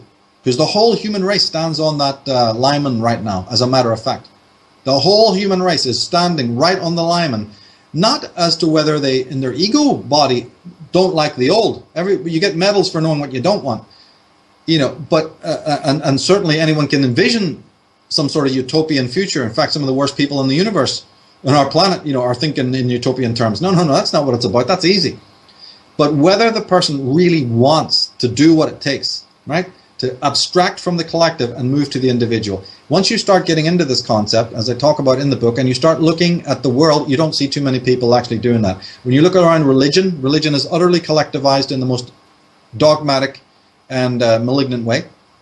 When you look at most relationships, cults, groups, whatever, you don't see too much aspiration. In fact, if you even start looking deeper, as Nietzsche and these people did, you start finding out that people are in pathological resistance against true individuality. In fact, G. Edward Griffin pointed out on one of the actual videos we uploaded that as far as he's concerned, the terms individualism / collectivism are actually almost being removed from the lexicon. He says about 100 years ago they were all the rage. Everyone was talking about individualism, collectivism. I just couldn't believe it when I heard that. When I watched that video, he's got a thing called the collective conspiracy or whatever, and I couldn't believe it when he actually said that. It was so profound, you see.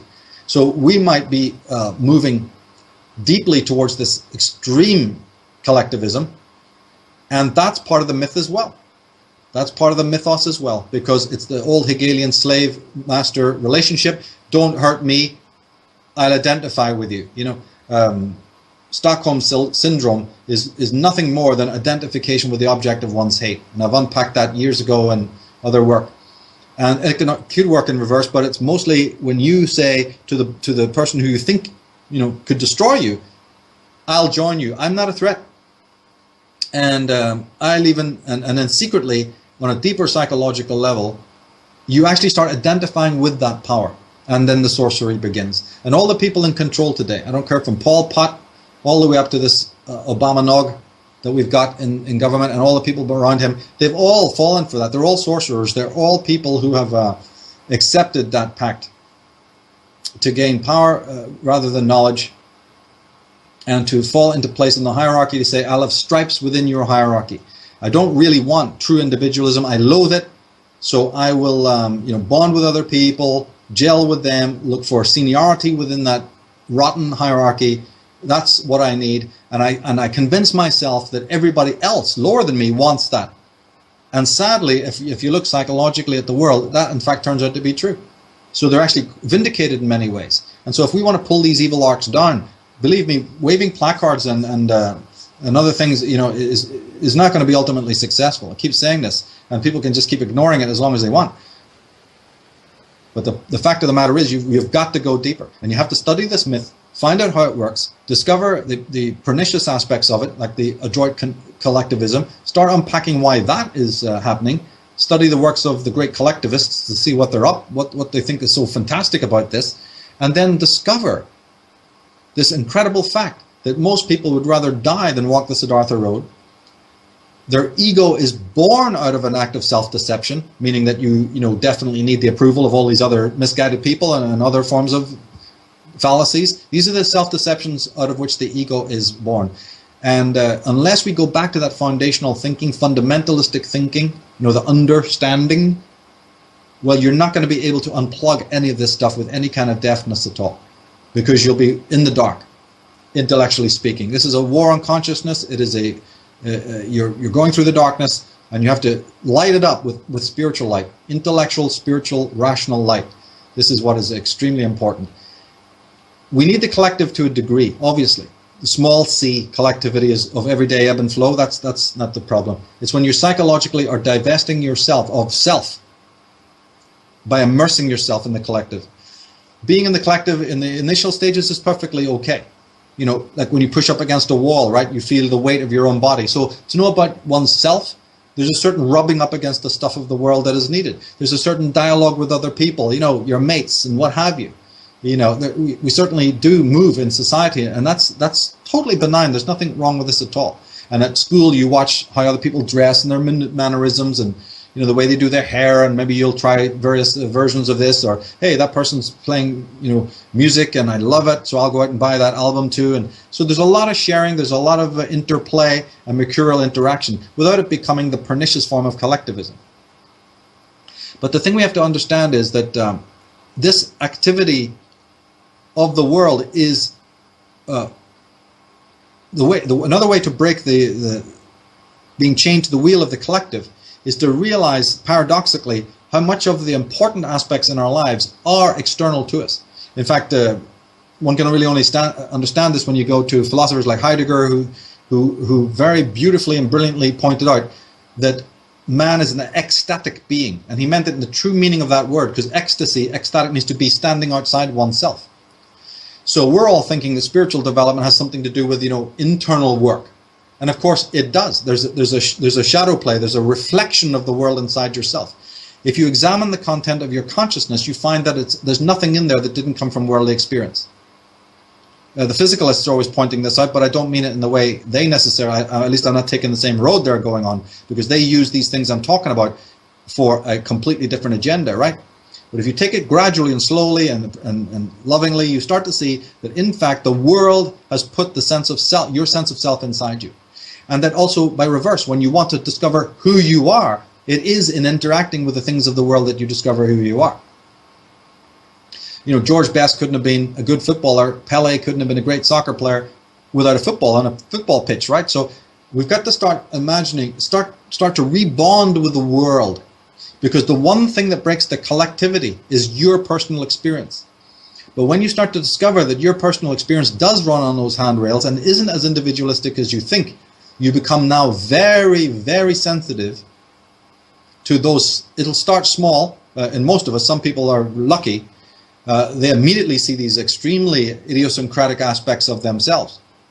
You know what I mean? I mean, Van Morrison sings like Van Morrison, and Leonard Cohen sings like Leonard Cohen, and Neil Young. It wouldn't have taken these people very long to notice they're geniuses, they're experts at something, right? But for the rest of us, it's a gradual experience of trying to be like one of these gold panning people who pan for gold. It's alchemy. You slowly cast off all of the debris from the carbon, right, and move into the rubedo and then to the albedo, and you start to do this process where the elements of your own true self would come out. If you've got parents who help you in this, marvelous. If you've got teachers who help you in this, great. Mostly we don't. We have people who judge us for this. We also have a cult of asceticism and a religion and even a mysticism that's quite flawed, in the sense that they say, shut out the world, go within, Schopenhauer, get under the bed, shut the door. It's all a misery. Whereas Nietzsche and Heidegger go, no. You live outside yourself. Go and meet that world. That's you. That mirrors you. And the more that you wed yourself to worldly existence in a healthy way, the more that these non-collective, i.e. individual patterns start to emerge. If you're only looking at the collective, if that's your only mirror, then of course the game is lost. And in fact, even some of the idiosyncratic parts of you might even fade, if they haven't already faded with your upbringing, right? But if they're there, bring them out. If you're a good snooker player, you know, you're a great darts player, you're a good swimmer, right? For God's sake, hang on to that. If you have a different way of playing an instrument, you know, or whatever it might be. And there's so many, as I said, always in art, always in music, there's always a new approach. There's always a new approach, absolutely a new approach. If you can't play a guitar a different way, you can make one. You know, you can build a guitar that's different, that's never been done before. And, you know, you run into people who are doing this all the time. So never ever, but see, other people can tell you to hang on to that will and overcome your shortcomings, you know, but it makes all the difference when you yourself can do it. And when you read every day, every single day, like come into the world with a blank mind, let the world ride on it, you know, because it's a relationship. You're not just going out into the world like some orc crashing through the world, a world which you think is just artificial, lifeless, spiritless, meaningless. It's a relationship. As you walk the road enters into you. You've got to start seeing that as marathon runners understand that there's a part where the run and the road, you know, blend. And there's just the rhythm at the end of the day. It's just the mantra of you awakening your voice and letting the world dialogue with you, because the world is dialoguing with you and your organs and your glands and your brain constantly, with your skin. You're in constant dialogue moment after moment, day and night. And the only thing that man needs to do is the true meditation, the true yoga, is become tuned to that dialogue. And once you've done that, the world will instruct you. Not some gods, not some gurus, the world itself, the thing which you is eternal, timeless, magnificent, came into being and has a geometry in it that we could study for years and never come to the bottom of it. You don't put your trust in that? You don't think of that as your guide and your friend? Well, then look at the mess the world is in and ask yourself a question: which choice do you have? It's in the mirror of the world and also in the mirror of the right relationship with the world that one discovers their true self and finally breaks the myth and becomes free of it, as Odin and other great heroes became free of it, where they can be, as Christ said, in the world but not of the world, right? But you have to first go through the world and learn the anatomy of life first before you can attain that lofty place, you see.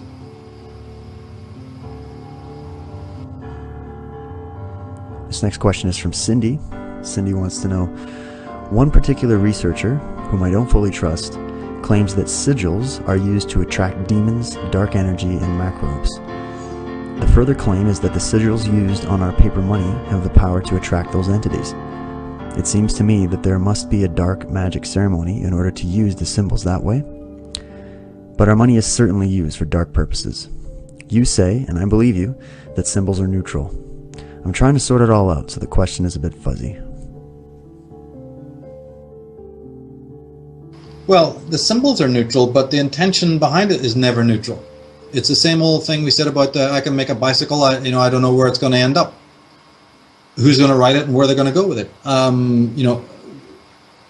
Somebody lights up a cigar and 6 people smelling that odor in the room have 6 different experiences. Somebody can loathe it and another person can find it, nice, comforting, what have you. So, in fact, I think of Alfred Hitchcock's movie Marnie. It's actually one of my top favorite movies. The color red, or another symbol in that film, how it plays on the mind, how one person can see it in one way, and a person sees it in a different way. So yeah, the symbols are ultimately neutral, but when they fall into your hands, they become alive. There's actually in Indian mysticism, there's 2 words, Varnatmik and Manakmuk or something like that. I can't remember, Varnatmik and one other word, and it meant the empowerment of a neutral thing, like a word. A word becomes a powerful mantra when it's given to you by a person who has power. Otherwise, it's just a word, God, right, or whatever. So there's a certain latency, and then there's this, activation. The ritual is the activation. Like I said, going to look at the crop circles, 100 gawping faces. Unfortunately, you know, good people that they have no idea that they're involved in a massive ritual. There's a big electromagnetic, you know, battery of consciousness, and what can be done with that psychic energy. How that psychic energy then leaks into the vortex, as explained in the Atlantis book, and could be feeding some pretty demonic stuff. You know what I mean? So you have to watch with this. So the rituals that these people do, and this happens on a daily basis. I mean, they're familiar with this calendar, and they do everything according to the calendar, the 13th sign, the spring equinox, other important conjunctions. They're always doing their things, you know, at specific times of that zodiac, and that's a full-time job, just keeping track of that. And that's how they then activate these symbols. As I say, it's something to be bearing in mind.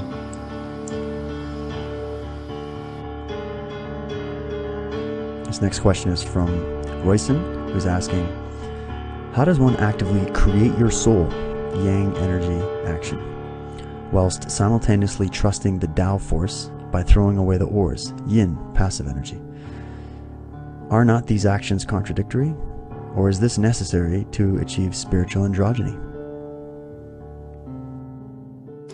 Yeah, that's the total goal of it all. Know thyself, and then more technically speaking, the merging of all opposites within you, be they right hemisphere and left hemisphere, right, you know, all of our parts are divided. As we said, the attunement is needed between the body and the mind and the world. Right, this attunement is needed, or yin and yang energies and every other conceivable, you know, good, bad, masculine and feminine. All these divisions must come together.